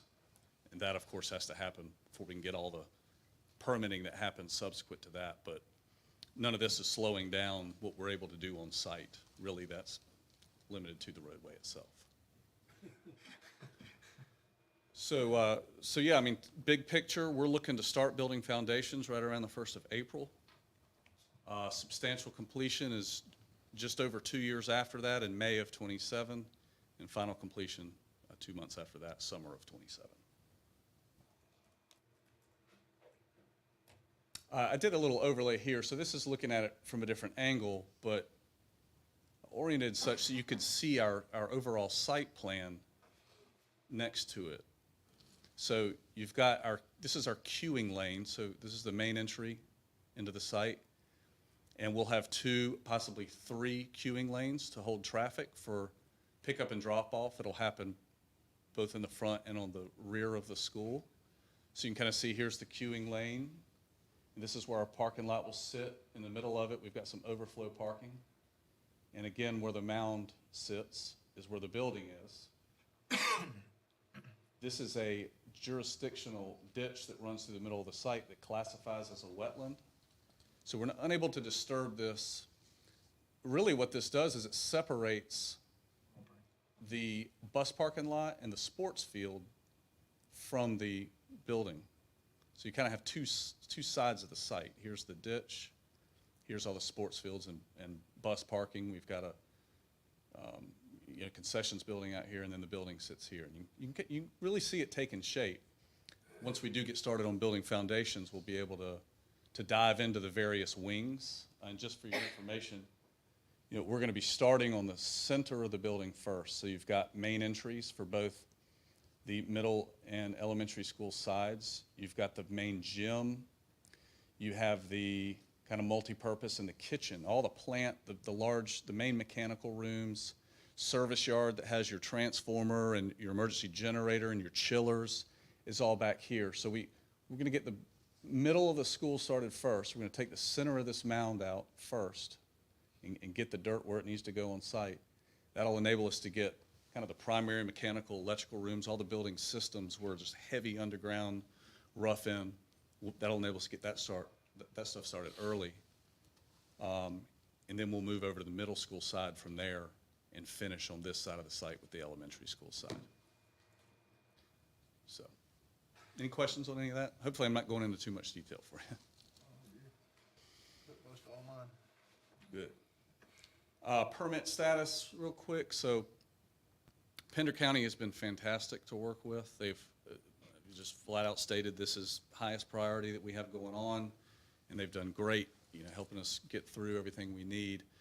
Right now, we're waiting on the TIA, which I mentioned before, and the stormwater permit, which will go through express review. We expect it in hand right around the 1st of April. We've already had initial conversations with them that if there's a holdup in stormwater, what can we do to get foundations started on time? So we're already having those talks, and we feel comfortable with it. But you said you do feel confident that you'll have the DOT permit relatively soon? We are supposed to be hearing back on the TIA in January. And I don't see any reason why that will not happen. Because we've already gotten their feedback, and as many of you know, we've had several conversations about this. So. What departments have you dealt with the county? MSTA, you're talking about for building permit? Yeah, just the ones that have been good with everything. Well, just Pender County inspections is what I'm talking about. Okay, good. I mean, yeah, we've had calls, make a phone call and they'll have group chat with us with no notice. I mean, it's been Good. really unusual, actually, because most counties are not that accommodating, so. All right, so stormwater permit I mentioned. We need, in order to get the full building permit, we have to have the TIA and we have to have the stormwater. So that's why I've kind of listed these out. And then the jurisdictional ditch is what I referenced that runs through the middle of the site. We're putting in a separate permit that allows us to clean it up, because it's technically a wetland, so we can't just go in there and, disturb it. But it is kind of an eyesore, overgrown the way it is, and it's running right through the middle of the site. They're gonna probably let you cut it. They're gonna let us clean it up, just requires a separate permit, so that's in the works. We're submitting that shortly. And then I've already mentioned the off-site sewer and roadway.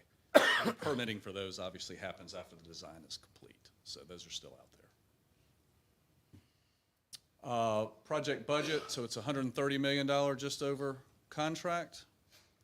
All subcontracts have been let with exception of test and balance for the mechanical system. We are going to be issuing that shortly. It was carried as an allowance in the GMP, and we've come in significantly under budget, which is great. Russ mentioned earlier the systems, MEP systems commissioning is a contract that will be held by Pender County Schools. So I know that one's in the works. I think he mentioned it. He's got 3 that are going to be recommended and get pricing. That'll allow us to go ahead and reconcile the soft cost allowance that we helped create. And we're after the same things for FF&E, playground equipment, any of these other budgets that we've tried our best to forecast what the cost of them will be. Let's go ahead and get proposals in now and make sure those budgets are good. Obviously, prices aren't going to go down over the next year or two. If you wait to get furniture pricing for a year or two from now, it's only going to get more expensive. So we're working to go ahead and get that stuff now so we can figure out, make sure that we have, money left over from those budgets and not be in the other situation. We've carried $2 million as an allowance for the off-site sewer work. So obviously that's a big one right there that we want to get design completed, permitted, get those bids in. I'm sure you all will be interested to see where those figures come in. But it's going to be a separate project. It's going to be bid out to other utility companies. It won't be just our site work contract or change order. So it'll be transparent how that works. And the same thing with the road widening, which of course will happen beyond the schedule of the off-site sewer. That's going to be a separate project that is bid out to other site work vendors. So contingencies that we went into the GMP with are just right around 3.3 million, both for design build and for the owner contingency, and neither of those have been touched yet, obviously early. That's all I've got. Have you ever built a school on such a sorry site as this one before? No, sir. That's what I thought. We had nothing to do with the purchase of that land. Yeah. Well, the location's great. Location's great. The site's sorry, I know it is. Yeah. Well, that's why when he kept saying, we cut it down and building it back up, it's because they had to move some water out of the way. Yeah. That's right. But when it's all said and done, it'll look like the best property you could have selected. So What'd you say it was, 300,000 cubic yards? it's over 300,000 yards. That's a lot of dirt. Are we to the point, like in the design phase, that you can go ahead and start ordering like the long lead time items, like the, say like HVAC and steel or anything like that? Yes, ma'am. So we're well into the submittal phase of the job. So we are working, with the design team and obviously with operations, going through all the product submittals. Some things have been approved and released. Okay. Others are still working, and it takes a lot to get through all of it. Another process that we're in, or phase of the job, is our BIM modeling. Mm-hmm. So we will model everything out in 3D before we go out there to build it. That enables us to kind of prefabricate a lot of systems. So we get the submittals in, say for a mechanical unit, we're able to see exactly how big it is, how big the pad needs to go underneath it, where all the duct transitions will go in, where the power ties in and all that. And so that enables us to get an accurate model of the site, prefabricate, and have these things ready to go. It really aids in the expediting the installation. The reason I was asking is I was in a conversation the other day talking about the long lead time on transformers. And it was amazing to me how long people are having to wait for transformers. Yeah. So I just thought I would ask. Well, hopefully we're coming out of those days. It was really rough, and really starting from about 2020, 2021, you know, when all of the COVID supply chain stuff happened.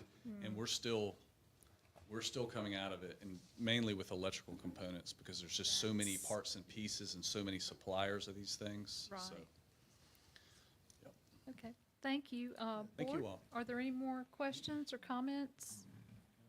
All right. Okay, thank you very much. Thanks for your time. Okay, 8.8, transportation proposal.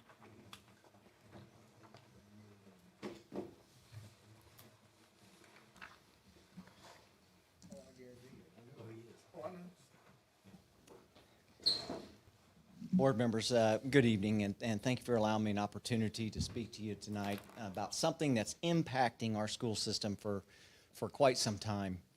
And that continues to get harder and harder each year in order to resolve. And what I'm talking about is our transportation challenges that all of you are familiar with, especially over the last couple of years. These challenges include a shortage of bus drivers, working conditions of our staff, and congestion in and around various parts of the district, all of which work to put a heavy strain on our school system as we work to provide all of our stakeholders with a great experience when it comes to Pender County Schools. So this evening, I would like to share with you a proposal to address these issues and help improve our transportation experience for all of our stakeholders. If you look at the screen, you see this is a snapshot of our school system. And as you can see, we have 100 drivers in our system each day. The number of bus monitors that we currently have is 15. Our total number of routes that we run is 93. That's 93 in the morning and 93 in the afternoon. We need 10 additional bus drivers currently. That means that we either have to run 10 routes with subs, or we run doubles on those routes if we don't have the subs. And unfortunately, we have sick drivers, we have injuries, we have those type of things that prevent our bus drivers from getting the full 100. And so that could even turn into triple routes on any given day. And unfortunately, I think in the last year, we've seen some quads being run just on, that's just what happens on any given day. But primarily, we need 10 additional. And as you can see, we clock over 600 hours a day in transportation. So what all of this means is that these figures highlight the challenges that we have with running a medium-sized school system. We're not a small system. All right, we're medium-sized, and so it is difficult, to say the least, to make sure everything runs very smoothly on any given day, but we do the best we can. In developing the proposal, we've taken a collaborative approach, centered on improving the district's transportation system. We set up several meetings. We had conversations and received feedback from various stakeholders, including our bus drivers themselves, transportation staff, students, and parents. And based on this information, we found several key focus areas that need to be addressed if we want to improve the working experience for our stakeholders, for our bus drivers, so that we can fully be staffed and remain fully staffed moving forward. These key areas, as you can see here, one is improved compensation. We aim to offer a livable wage that's competitive with our surrounding districts. Currently, we are not as competitive as we need to be, when it comes to compensation of our bus drivers. Next, improving working conditions. There were several items that came up in our discussions and input. One of these is the working conditions. And as you can see, as an example, is bus discipline came up when speaking to drivers and getting the support that they need. Many times, punishment of a student who happens to misbehave didn't really align with the infraction and where the infraction took place. As an example, a student who misbehaves for whatever reason, and the bus driver has tried to correct the behavior. Over time, we've tried to contact the parents, get it corrected then, turns into a referral. What was happening at some of our schools was that we'd put that student in ISS. And so now the student's missing class. And is that really impacting and going to improve what's happening on the bus? No. So we are working with our schools. We need to remove that student from the bus for a day or two and see if that corrects the behavior. And lo and behold, a lot of times, guess what? The student knows how to behave on the bus.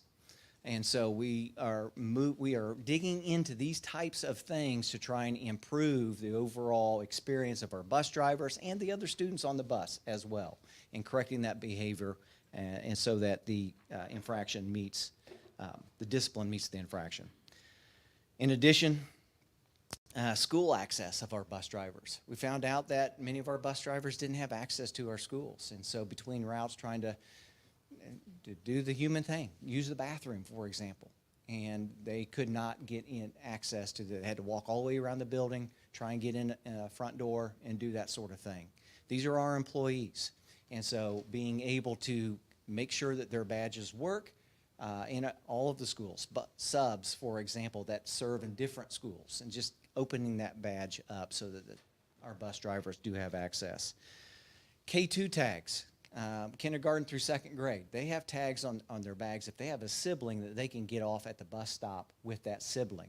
We're not allowed to release a student in kindergarten and second grade unless there is somebody there to pick them up. Well, we found out that some schools had them and didn't, and they weren't consistent. So stepping in, making sure that bus driver knows who those students are, especially if they're a sub, getting off the bus, that they are allowed to get off with an older sibling that is allowed to walk them in. These are just, I know, minor things it sounds like, but when you add them all up, these are big issues for bus drivers across the board that we want to work on and continue to work on. And we have already started improving some of these.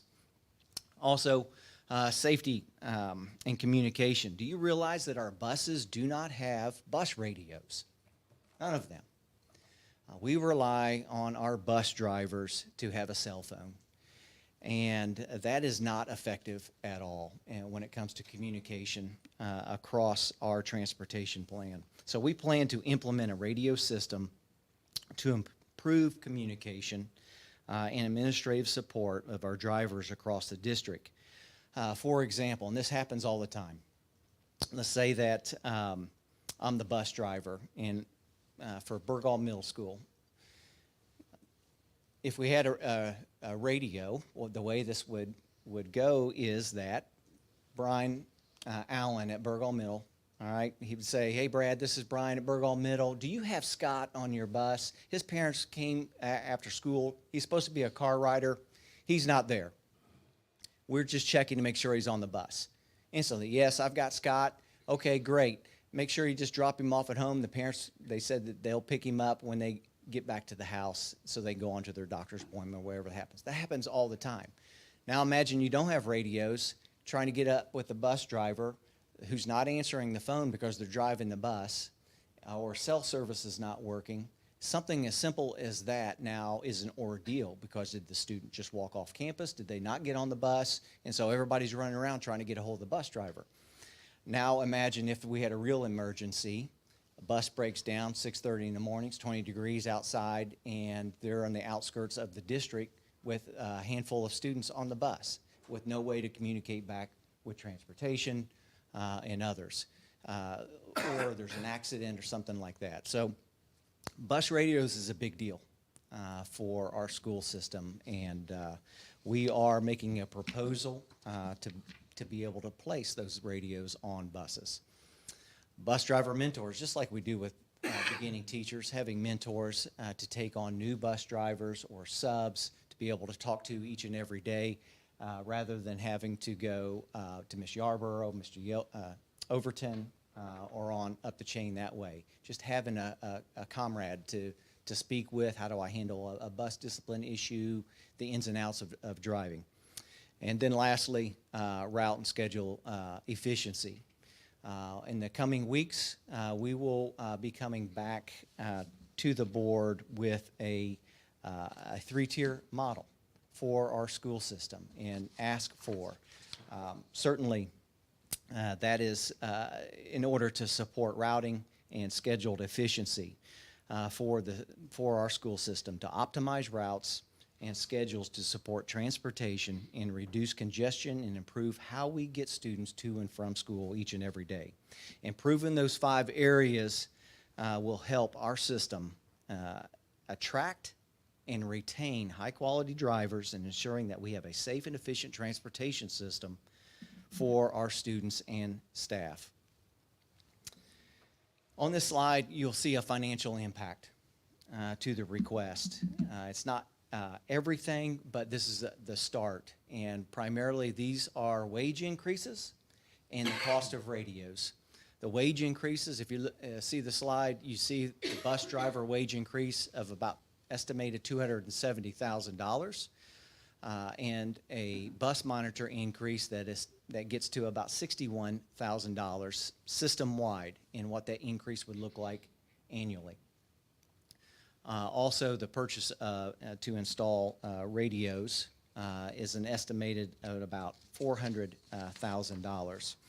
And with that's 120 radios for buses and transportation vehicles. So those individuals can communicate with one another. These are 25 base stations at schools and district buildings. Mobile radios for admin across the district when they're out the bus lot and that sort of thing, talking with their bus drivers. 2 antennas or repeaters, possible tower rental costs, installation, and needed licensing that we might need. Is estimated at about $400,000 for Pender County schools. On this slide, you can see the proposed tables that we have for implementing the changes for bus driver and bus monitor wage scale. Starting bus driver pay will be increased to $17.75, and that's up from $16.26. The starting bus monitor pay would start at $17.51, up from $16.07. This universal increase is crucial for boosting morale, retention, and attracting new drivers to Pender County schools and work for Pender County schools. Dr. Breedlove, can you tell us what the surrounding counties are as far as starting bus drivers? Yes, sir. I can have Mr. Gerganis come up. I think he's probably memorized them a lot more. I do know that, yes. Yes, sir. I do. I know, like Brunswick. Brunswick starting pay is $17.51. This increase would be above Brunswick. I do believe that New Hanover, another coastal county, is at $18.87. 1887. So it's below New Hanover, and then Onslow is. I don't have Onslow here. I believe this proposal would be slightly above Onslow's what they currently pay as a starting rate. You said New Hanover's at 1880? 1887.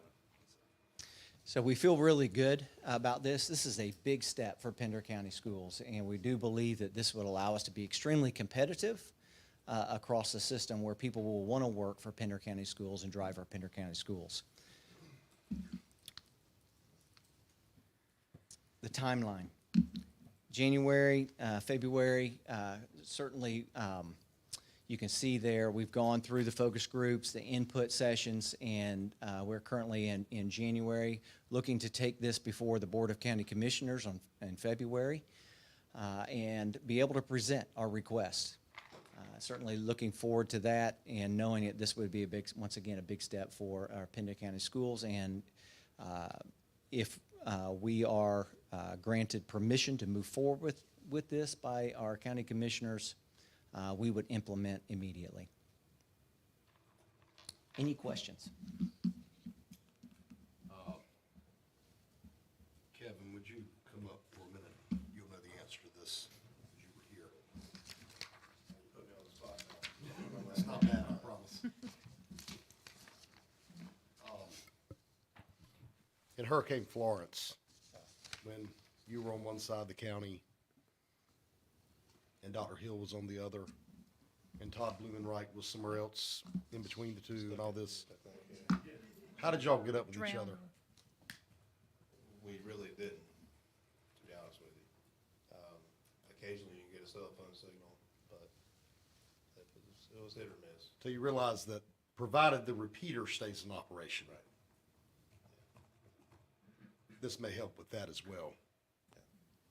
But again, it depends on the repeater, and I really think that, Morse code is what we use, actually. You put me on the spot, I couldn't believe it, funny. no, right, but you ought to check, the county already has towers for police radios and all that. Yes, sir. As I said earlier, don't be afraid to ask. Yes, sir. Is my opinion. They may Our bus power- drivers are on an island, and that's what the feedback that they've given us. When they go out early in the morning or they're late in the evening, they're by themselves. They have, what other jobs are there like that where here we send you out, and if you're a sub driver and you have a bus of 50 students and you're out in some of the remote areas that we have, I mean, that's a lot of pressure to put on any one individual with really no way to communicate back with our transportation department to help problem solve or to support. I'm assuming these are 400 megahertz radios, or these 800 megahertz? I'll have to check that out, and I'd be glad to get the information to the board. Hence why the repeater is important. That's right. So, have we looked into any surpluses from our law enforcement or military, especially if they're 400s? If they're 400s, then it's a lot cheaper than 800 as far as you're gonna have the maintenance plan and everything else too. Obviously, I don't think we're gonna have, you said it goes to a base station back at the school. That To was the plan. school and to the transportation department, so they can, Off the repeater, but the base stations are basically what they are, same radio in the But- bus, similar, just the communication. But see, where he's going is, when you get up to, UHF is not even ideal for it, but 800 megahertz, which is probably what they're gonna quote you, without a repeater, it's essentially worthless. Meaning, if you have a hurricane and the tower site goes down, you may talk across town from one base to the other, like CF Pope to Burgall Middle or something, but that's the only downside. But the higher the frequency, the smaller the antennas you have to deal with too. Well, I mean, 400s, I got a 400 and an 800 in my patrol car. Right. 400 works good at times, but I guarantee you, when I key up that 800, I could talk to a deputy in Columbus County if I want to. Because of the system. But if the repeater were to go out, Those are just things we want you to look at. yes, sir. And, lower the frequency, the farther it goes without a repeater. Yeah. But the more difficult the installations are and keeping the antennas right. But at a lower frequency, you would have the ability to operate it without a repeater if you had to. It'd be spotty, but it's better than nothing. But that was my point about the hurricane stuff. If Kevin is working at, some school over here, Dr. Breedlove's in Hampstead working, Russ, you may be working somewhere, whatever. Well, your phone ain't gonna work if it's anything like we had then. And you're not gonna be able to drive from one side to the other, or maybe anywhere else for that matter. So it could come in handy, Yes, sir. just for And that. much more consistent than what cell phones are able to do. New Hanover has got a radio system. At least they did. I'm assuming they still use it, but, Has there been a radio system here before? Anybody know? other than, I can tell you just because that's a hobby I do. Other than a very old-fashioned, very low-frequency direct system for maintenance No, and that was 20 years ago or more. And back then, they probably, I suspect half of them didn't work because low frequency stuff is very, very difficult to keep up unless you know what you're doing. And the average person just doesn't, I mean, you don't keep it right and you mash the microphone and it burns the radio up. Things like that. But again, the range works. So there's, they had one. In fact, y'all used to have there was still an antenna on your building at one point. Lightning probably hit it. It's probably gone now, but, you know, y'all could use the same type of thing for maintenance as well. Yes, sir. How many hours, just out of curiosity, how many hours a day does a bus driver work? Based on the math, it's just over 6, but we do have, you know, obviously full-time drivers, but do you know the number of full-time that we have currently? Theoretically, you're 2 to 3 hours in the morning, 2 to 3 in the afternoon, depending on the routing. Longer routes, shorter routes. But then your challenge is. Or the how middle many of the day. routes? Right. So depending on what we do with these radios, when they go back to you, maintenance, or wherever they're going, wherever that traffic's being transmitted to, if there's an emergency, is it I gotta put the microphone down and then pick it up and call 911? Or is it, are we gonna get with maybe Sheriff Cutler or the 911 communications, depending on, they're not gonna let you get with so many channels. And, you know, there needs to be a policy enforced that this is not a play around channel, this ain't your trucking company. If you need to get on a radio to talk to 911 communications, then that might be something we need to look into along with that and just kind of brainstorm that as well. Because if I'm calling and I need help right now, the reason why I'm calling it is because I need it now. I don't wanna be like, yeah, I'll get right back to you. No, sir, we would I ain't set got that up. service either, try again. I mean, that's just not, it's not. Yes, sir. not We want it to be as I want it to be as quick as effective possible. When as it comes to possible. children and a bus driver in the middle of nowhere, if we're talking about the cell phone ain't working, sir. I don't want no delays, is what I'm saying. Yes, sir. Thank you. And to answer you, depending on the severity of the emergency, you know, if we're looking at a 911 emergency, then it's definitely recommended or expected that the driver call 911 first upon. Correct. Considering they're in one of those dead zones that don't have cell service, that's where the option of the radio would come in to be able to call us, and we could call. They should get out, you know what I'm saying, but you see my urgency is, if there's something to where this isn't cutting it, I just wanna make sure that line is there. Well, in this, our SRO, our full SRO team will be included in the radio system as well. Good, that's what I like to hear. Yes, sir. Just find out the frequency force. That's and he's right, see, with, a lot of places have done away with the 400 stuff. And that's what he means by, you know, you can, I mean, it absolutely works. It's just, it's a little bit different, but you would have a little bit of trouble tying in with law enforcement with that, but depending on who it is and where, but he knows what I'm talking about because he's used both. Some places still use both. One for backup, one for primary. So just ask the supplier that question. And don't let them tell you that you can't do anything but 800 or something like that, because that is certainly not the case. But we will talk to you all about that. All right? All right, Okay. thank you. Thank you. Thanks, guys.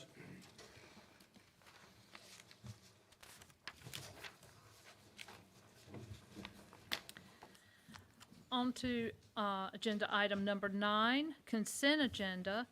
Board, you have had a chance to look over the consent agenda. Does anyone have any questions and/or comments?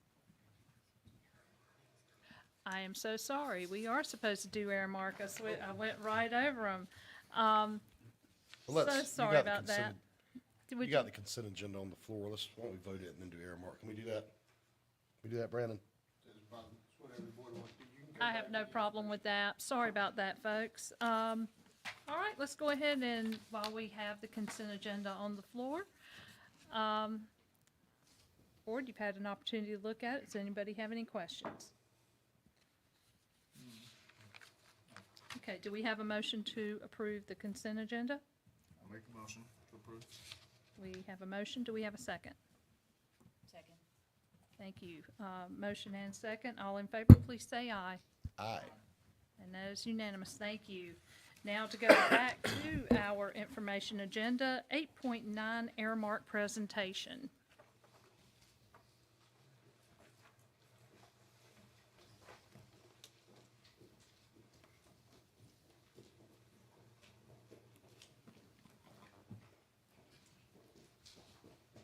Hi, good evening. Hi. I just want to start by saying thank you to the board and to administration for releasing some of the excess funds that have helped us to support some of these program improvements and initiatives that we've started since returning from our holiday break. We've put together just a couple of slides, not very many, to kind of showcase some of the changes that we've made to the menus.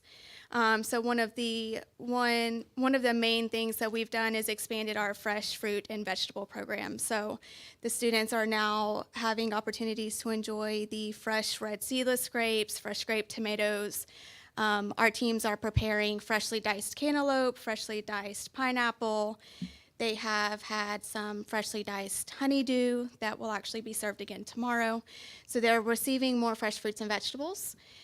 We have brought back some of the student favorites. So we have brought back the mozzarella sticks. The elementary students absolutely love those with the pizza dipping sauce. Popcorn chicken, we do house-made macaroni and cheese. So we make all of that in-house instead of purchasing pre-made. And then we have also kind of upped the quality of our proteins. So we're doing whole muscle chickens. We are doing raw beef whenever we're preparing our tacos. We are using raw beef for any of our pastas, things like that. We're starting with the raw product instead of anything that's pre-cooked. We have also expanded our raw burger patties to every school that's in the district. So even our elementary students are receiving the raw patties. And then this is actually the last slide, and it's just showcasing some of the special promotion events that we have coming up next month. One of the exciting pieces is the Pizza Waffalacos, which is kind of combining a pizza and a waffle and turning it into a taco. They get really excited about it. It's kind of all their favorite things in one. That will be offered at all of the middle and high schools, and then we have some other little exciting events that will be honored at all of the schools. We also wanted to elaborate a little bit on some of our staffing. So we did bring a new chef into the district. Chef Rob brings extensive food service experience. He's already started out into the district, getting affiliated with everybody. He does have experience in student nutrition, hospitality, and he's also worked in a lot of restaurants. So he's coming to us with a lot of knowledge, a lot of experience, and he's really combining his love with food and students kind of in one. So those special events that you saw, he'll be out in the buildings, hands-on, doing demonstrations and getting the students to sample some of those things. And then we did have some wage increases go into effect on January 2nd. And since doing that, we have had great success recruiting some more staff and supporting feeding our students, particularly on the west side of the building. I did want to note that on that side, we are pretty fully staffed, so we're in great standing on the west side. But I did want to kind of highlight and showcase that we are still in some need of support on the east side of the county. So I kind of wanted to plug that, you know, if anybody's interested in earning any money while their child learns, if they could come support feeding our students on the east side of the county. We do still have 8 open positions on the east side. Topsail High and Surf City are 2 very high demand schools that we could use support that we're working to fill positions for. So we've made great progress, still some progress to continue making, but we're heading in the right directions. I think, could we put something on our Facebook page or something to help them out with, hey, these jobs are available? That's what we did. So that's Y'all done it exactly what already? Amanda Okay. did the first time, and that's why we were so successful in getting 9 new employees in the first 2 weeks since returning from school. So it was really helpful. We interviewed all of the candidates that applied and made offers where appropriate. There's no one left in the queue. So we're going to repost on the Facebook page, and if anyone would like to share that, that would be fantastic. All right. Do you mean on Pender County Schools Facebook page? Yes. Okay, so Yes. Thought so, to make sure. Good, and that, so most of that is, a lot of what you just told us, is that a direct result of the Yes, sir. bump up that we did the other day? Yes, Good. sir. Exactly. Well, I appreciate you jumping on it so quickly too. That, I know that, still had a little bit of prior orders left and all that stuff to get out, but I've had some comments come in saying it was better, and I think that, Actually ate there. Yeah, what did you think? It was good. Awesome. I ate the cheeseburger. It was really good. Very good. Yeah, and again, those are fresh pressed patties that we're grilling, daily for the students, and it's on offer every day at our secondary schools. I asked some students and I asked some teachers, and they said there was a significant difference. Amazing. And they also mentioned the fresh fruit and vegetables, yes. Yes. I mean, it looks gorgeous. I highly encourage you to come and dine with us. Yes, it's a very notable difference, and I have had a few principals and a few teachers that have come up and also recognized the change, and they're very excited about the opportunities with the expansion of some of those offerings. I have a quick question. Is the pizza, anybody managing the pizza oven at Pender High School now? So in full transparency, we did have somebody lined up that was supposed to be operating that pizza oven. For some reason, that pizza oven becomes very intimidating to some of our employees. We are working with a gentleman at the high school right now to prepare him. And we are hoping that he'll be ready to do a launch on Tuesday when we return from MLK. so it requires a different skill set than a. It does. Okay. It does. There's a lot of moving around. And it's a very high temperature oven. It reaches over 500 degrees.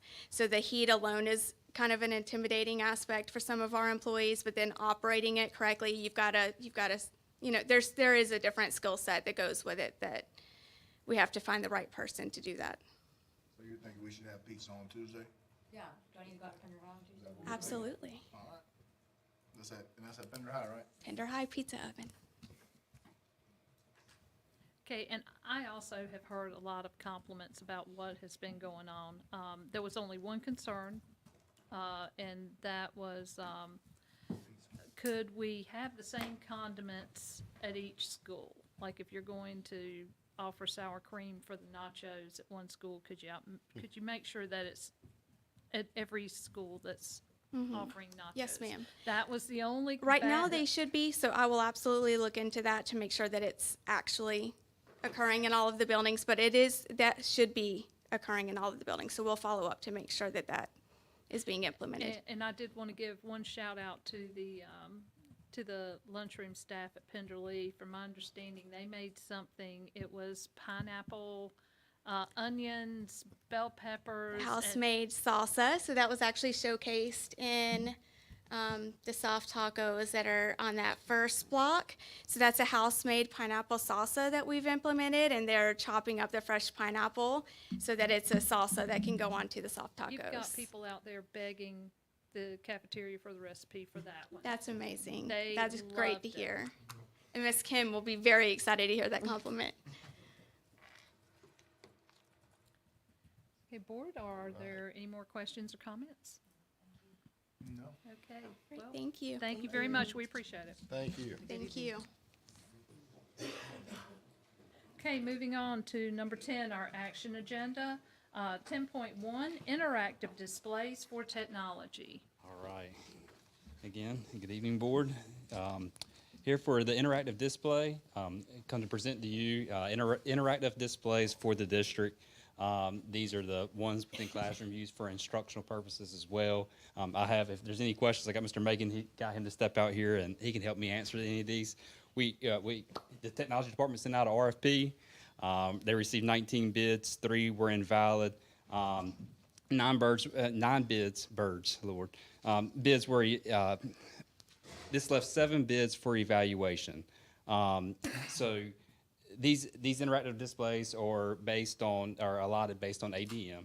That he has projected pricing. This is part of a 6-year refresh, and he had projected 70, and we're actually getting more, just a few more this year. So I bring before you a typo because we are not perfect. I have listed $257,559, but that's the subtotal without the sales tax. So in the attached quote from the approved bidder that we are bringing to you is CDW-G. And that total, including sales tax, is $274,944.23. So my executive summary did not make it to reflect what the actual quote was. So I apologize for that. But the recommendation is the staff here for the Director of Technology and me to ask the board for approval of all the interactive displays. Do I have any questions?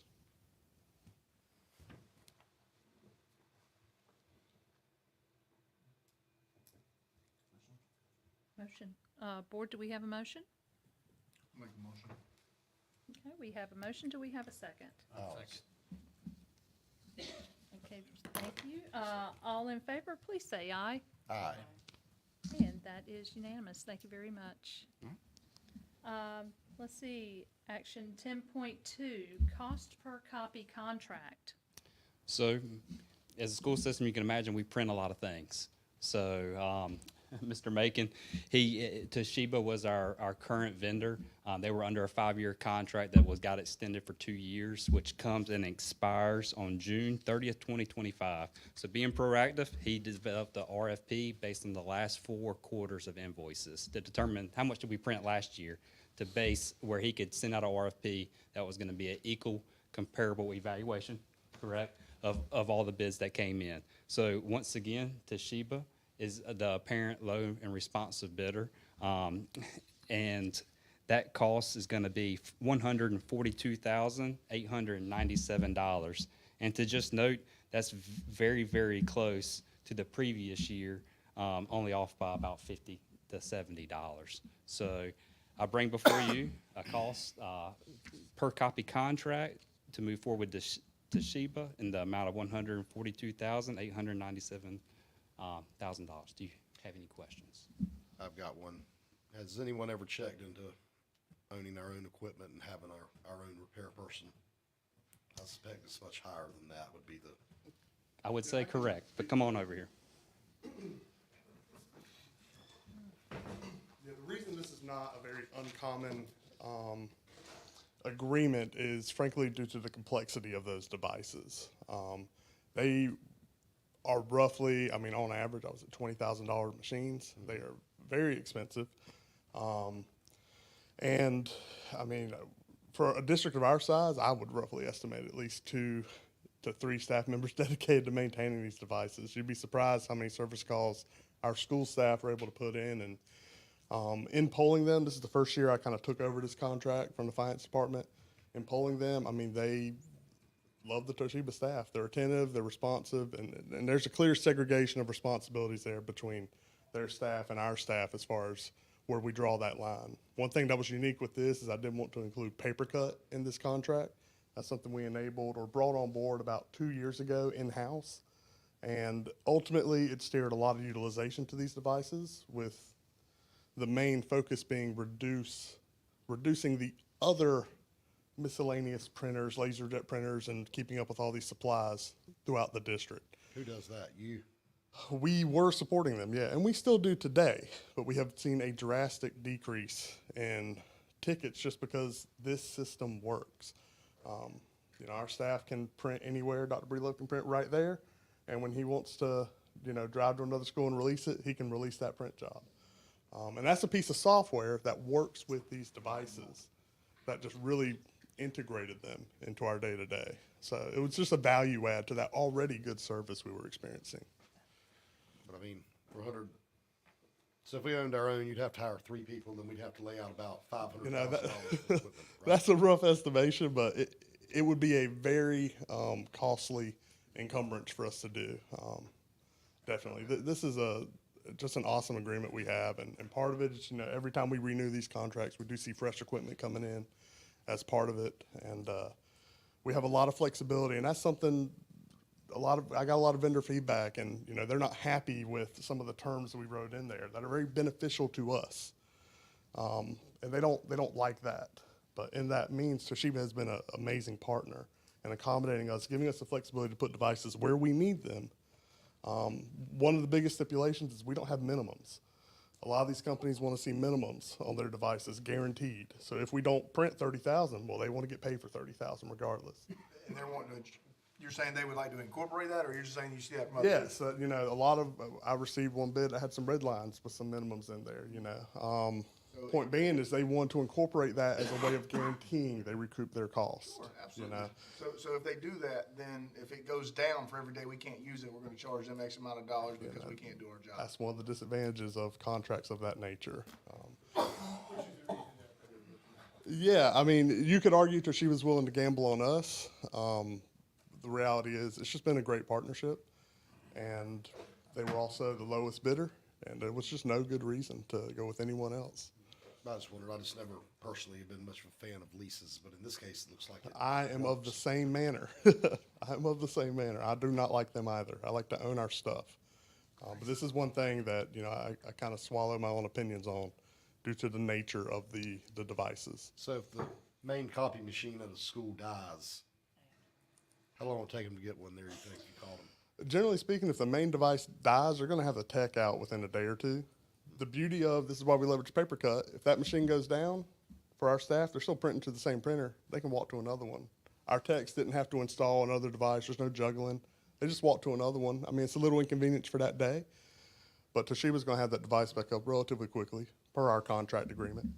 And we have the ability to end that contract with notice should we, you know, should they not be satisfactory. Some districts have their own printing department.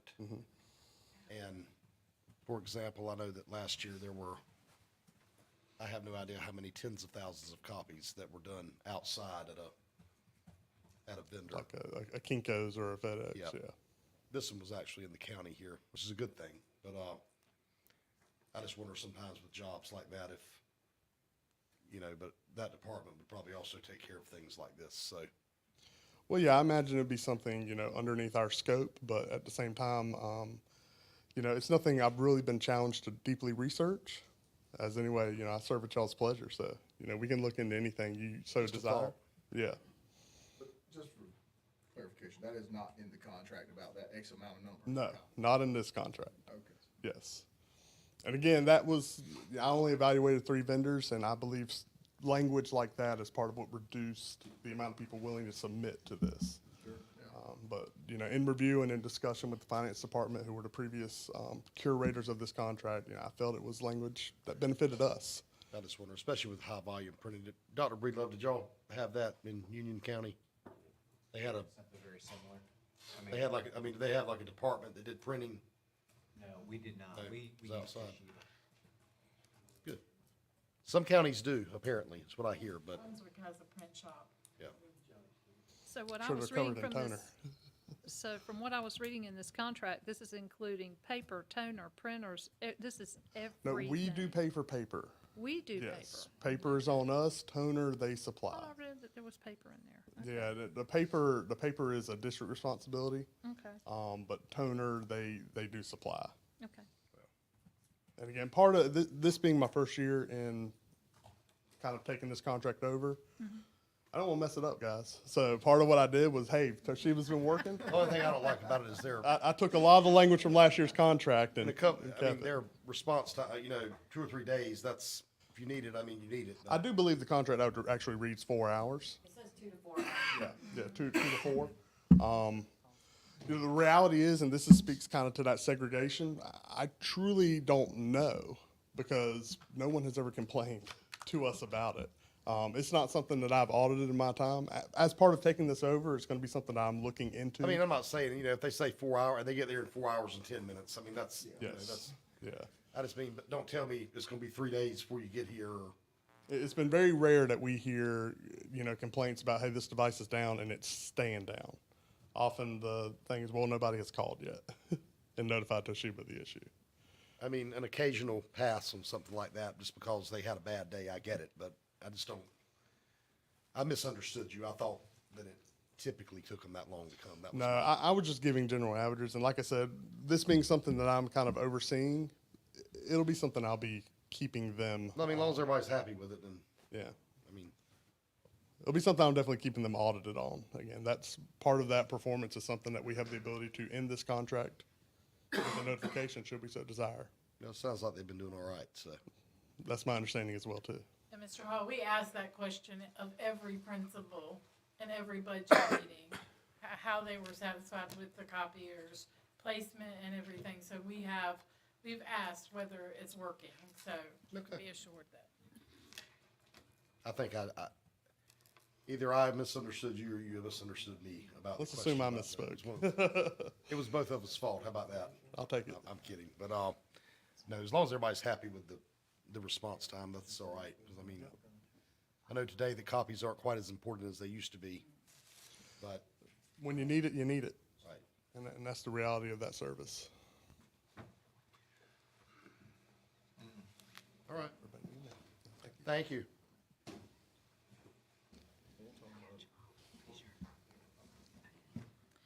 Okay, thank you very much. Board, are there any questions about this? Any other comments? Okay, do we have a motion to approve cost per copy contract? Make a motion. I will second. Okay, thank you. We have a motion and a second. All in favor, please say aye. Aye. And motion carries. Thank you very much. And our last action agenda, oh, excuse me, no, not the last. It's our vehicle purchase for maintenance department 10.3. So I bring before you, board, a request to purchase 3 vehicles using the NC or the state purchase vehicles contract that's already been pre-vetted. To dive into the fleet, this fleet consists of, you have an activity bus category of fleet. I'm not even sure how many total we have there, but that activity bus gets purchased underneath the capital outlay funds. We have over 60 vehicles that are a part of this fleet. They consist of transportation vehicles for central services, whether we have principals that may need to go travel to a conference. We have some local vehicles in transportation that are used by some of those employees. We have a child nutrition, a technology van, and then we have a right decent amount of fleet vehicles in the maintenance department. I'm coming before you because these 3 vehicles are associated with the maintenance department. We have an aging fleet. All 3 of these vehicles are north of 250,000 miles, one being quite over that. The vehicles are 2 F-250s outfitted with canapahide work bodies, ladder racks, nothing too crazy. They're still 2-wheel drive. They're not 4-wheel drive. Standard base packages that you would get just in a regular work truck. The van is a transit van. That's an F-250 mid-roof. It's outfitted with a locksmith package is what we chose, but a HVAC package is an equal price. So once the PO is created, either a locksmith package or HVAC package needs to be selected, but that cost has been accounted for. So not only are the purchase of the vehicle prices are in there, but what you see is everything coming work ready when it showed up to be delivered. What are you gonna do with the old ones? I think some of them are pretty much about to fall apart, right? Yes, sir. I will leave that up to the transportation director to make sure he gets them through and vetted, and then we evaluate if we have 1 or 2 in reserve that we use as spare vehicles. When we have one that comes offline for service needs or tire replacement, we will always keep 1 or 2 for some type of alternate vehicle to use in case something happens. You know, that wrecks happen all the time, and you have to be prepared for that. So you need to have a vehicle ready to be able to put an employee I just in. hear that y'all are in dire need of these, really. Yes, sir. Gas or diesel? Gas. Yep. Okay, board, do we have any more questions or comments? I make a motion that we approve it. Second. Yeah, I have a comment. I inspected one of those vehicles, it's really bad, so, absolutely. Thank you. It's greatly appreciated. So we have a motion and a second. All in favor, please say aye. Aye. And the motion Russ, carries. before you go, what's going on with the junkyard across the street that we talked about a few months ago? Speaking of vehicles.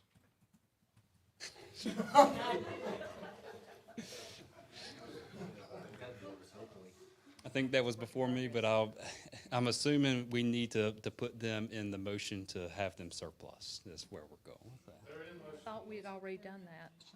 I think several have left here. We probably still have several that if they're not being cannibalized and use the I mean, parts. do you need action out of us to continue with it? No, sir. It's just a matter of making sure we get them on the website listed. We get engagement in the bidding Somebody opportunities. actually bought them? Think We so? sold a lot. Yes, We sir. sold a lot of driver's ed cars. We sold several buses. Actually, we're gonna come to y'all within a month or so with a plan to get rid of some of our cannibalized buses, which we're just scrapping them out, you know, going to go back to the district or to the state. So we just, I'm doing some research on some approval from the state for what buses can be cannibalized out, but But remember, so the public knows, they will not allow us to use our own wrecker. Correct. I want everybody to hear that. you said what? They will not allow us to use our own wrecker. To get rid of the buses? You are correct. I'll tell you what, sir, you call me, and I'll bring an excavator over there, and the county pays for the containers, and I'll use one of my excavators and put it in a container for you. Fair enough? There we go. Don't even need a tow truck. Yeah, the junkyard will pick the container up For you. and then pay you for it. And I won't charge the county to do it, okay? Just so everybody knows that. I'm not getting paid.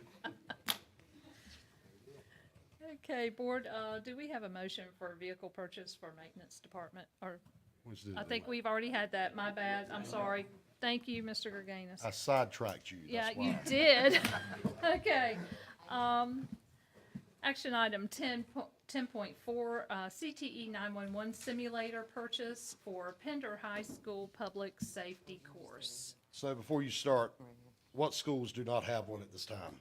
Pender High School. Then I make a motion that we approve this. So we don't have one of those or pizza right now? Right. All right. We're working on it though. Motion is on the floor, so. I second. We're working on it. We can get a team together to get the pizza going. I bet. Okay, thank you. We have a motion and a second. All in favor, please say aye. Aye. Thank you. Motion is approved. At this time, that completes our action agenda. At this time, we are going to go with comments from board members. Start with the newest one first. I believe, Mrs. Hanson, we're going to start with you tonight. Great. Just say, thanks for everybody for your warm welcome, and I appreciate the opportunity to be here and serve. That's it. Mr. Hall? I just want to say welcome to Ms. Hanson, and that's all I have. Thank you. Okay, thank you. Mr. Spivey? Welcome, Ms. Hanson. Look forward to working with you. So I think we'll be fine. It's gonna be good. Mr. Welcome, Reeves? Ms. Hanson also. I did go to Thompson Middle School, and of course, I visited with Dr. Mack, the principal. Had a great visit. The school was running like a well-oiled machine. Ate in the cafeteria, and the food was great. So everything's looking good at Thompson Middle. And I'm gonna try to go at least to every school, one school every week. Thank you. All I've got to say tonight is, again, we're very happy to have you with us, Ms. Hanson, and I'm looking very forward to this next year. We've got, in my opinion, a really great board. This is going to be, I foresee good things happening here. And I'm going to close out my comment with, how cute were those Penderley first graders? That was honestly, I think that is the sweetest thing I have seen in 2025. So, and I believe that was Mr. David Ferrier that was in that video. So a shout out to him. Thank you, sir, for all you do out there. And again, like I said, I see good things coming with this district, and proud to serve here. Okay, so now comments from our board attorney. All right, good evening, board. Happy to be with you in 2025. I have 3 items to mention. The first of which is the General Assembly comes to town in earnest on January 29th, 2025. Please mark your calendars because this is long session. The Speaker of the House and the Speaker Pro Tem of the Senate have both stated the following 3 things are on the top of their agendas, and typically when they are in agreement, that means something's going to get done about it. The first is continuing to invest in school choice, increased parental involvement, and increased attention to school safety. Those are the 3 items that they agree on.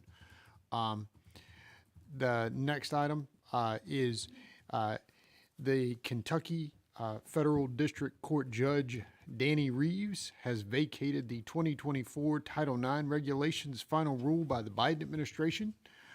This is something that we anticipated. This means that the 2020 title regulations are in effect. It is worth noting that the Pender County Board of Education did not adopt in any way, shape, or form the 2024 Title IX changes and continued to maintain the 2020 Title IX regulations. So there's no action, just a kudos from your lawyer to saying that you made a good decision in sticking with the 2020 regs. And I will close by simply saying, welcome, Ms. Hanson. Thank you so much. Madam Chair, that concludes my report or comments. Thank you, Mr. McPherson. And now comments from our superintendent. January is Board Appreciation Month, and I want to thank all of you for the support that you give, the time, the hours that you put in each and every day to Pender County Schools, and that includes our newest member, Ms. Hanson. Welcome aboard, and thank you so much for taking on this initiative. Board members will be featured throughout the month on the Pender County Schools website. We did this last week with Ms. Burns, if you saw that, and we'll continue on throughout the month with each board member. Mr. Bates went back to his chair, but I was going to ask him. Last year we did the very first Ag Day in Pender County Schools, and we're going to do that again this year. This is going to be an annual event for us. It's going to be on April the 2nd. This year, we will bring every fifth grader in the district over to Penderley Farms, and we have the farm animals, the equipment, all student-led on that day. It's really awesome as we get our high school students out there supporting the elementary students when they come out to the farms. And of course, we have local businesses, and that last year we had several that were out there. We had a beekeeper, and they had a station set up. Students, go through all of these stations, just learn about Pender County and Pender County farms across our county. Dr. Breedlove, hold on Yes, while sir. you're on that subject. I tell everyone too, I want to thank Senator Brent Jackson for coming last year. And I contacted him today to see about getting him to come this year as well. He's one of the largest supporters of agriculture in our state, as well as one of the most powerful members of the Senate in our state. So I'm hoping that he can make that, and depending on what they've got going on in Raleigh, but I'm sure he'll do his best to get here. But I'll let you and you know about it as soon as I hear back, definitely. Yeah, that would be fantastic, and we love that level Sorry of for support. interrupting you. No, that's great. That, That's great news, and hopefully we'll see him back out there. Yeah, he stayed the entire day, correct, last time, or most of it? He did, yes. We had a meeting that morning, but he stayed on through the afternoon. And he also toured Penderley School that day, so he's, Yes, sir. this district is new for him. He's had it about a year, I think. Is that right, Brandon? A year or so? Yes, sir. Maybe a little bit longer, but he's been trying to make a conscious effort to get down here and has been to several other events. So we think that's real good. He has offered to help us anytime we need it. So that's a good thing. But Yes, sir. Yeah, it's a big day. That's Pender County's largest industry, and certainly we want to celebrate that on April the 2nd. Also, Pender County Schools earned highest praise from the North Carolina Department of Public Instruction for the 23-24 school year. Several schools exceeded academic growth and goals, and showcasing the dedication of our students and educators. These schools received banners for their growth, and they included Surf City Middle School, Topsail High School, North Topsail Elementary, South Topsail Elementary, Rocky Point Elementary, Huddy Trask High School, Cape Fear Elementary, Cape Fear Middle, and Pender Early College. So I want to congratulate all of those schools that exceeded growth last year. And if you saw today, sent out a message that we were top 10 in the state for graduation rate as well, for last year's graduation rate. So very impressive work being done by our schools.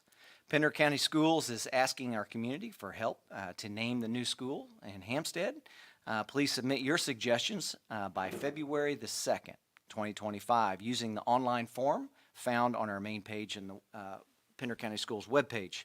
You can choose from the pre-suggested names that are there or propose your own. All submissions will be reviewed by the final decisions will be made by the Board of Education. Student dress code was a topic of the day recently at the latest Superintendent Student Advisory Council meeting, and you saw several of our students here tonight. And that's what we want to try and do, is get as much input from our students as we can as we make decisions for the district, and that's just a great opportunity for students. We're grateful for the council and active participation of our high school students in supporting that. Law Enforcement Appreciation Day happened this past week, and you may have noticed many of our schools thank their SROs on our social media. And I also want to take the time to say thank you to our Sheriff's Department, Burgall Police Department, and Surf City Office Police Department as well for keeping our schools and our community safe and supportive. Outstanding people doing outstanding work each and every day. And we're Let's give grateful. our guys here a hand. Absolutely.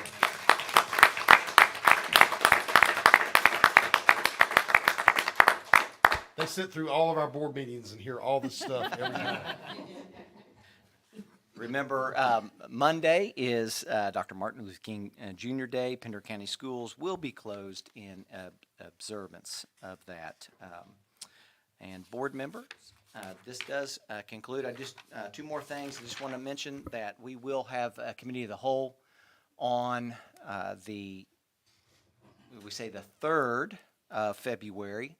And that is our committee of the whole, and then the next board meeting will be on February the 11th at 6 p.m. right here at the HRC. And board members, this concludes my report. Okay, thank you, sir. See, at this time, do we have a motion for closed session? I will make that motion, so I move that the board enter into closed session subject to advice from the attorney pursuant to NCGS 143-318.11 A1 and A6 to prevent the disclosure of confidential personnel information under GS 115C-319 and to consider matters relating to personnel matters. The board will also enter into closed session pursuant to GS 143-318.11 A3 to consult with the board's attorney in order to preserve the attorney-client privilege, to consider confidential student matters as provided in NCGS 143.318.11 A1 and the Family Educational Rights and Privacy Act 20 United States Code 1232G and NCGS 115C-402. Thank you, Mr. Hall. Do we have a second? Second. Thank you. We have a motion and a second. All in favor, please say aye. Aye. Thank you. We are now in closed session.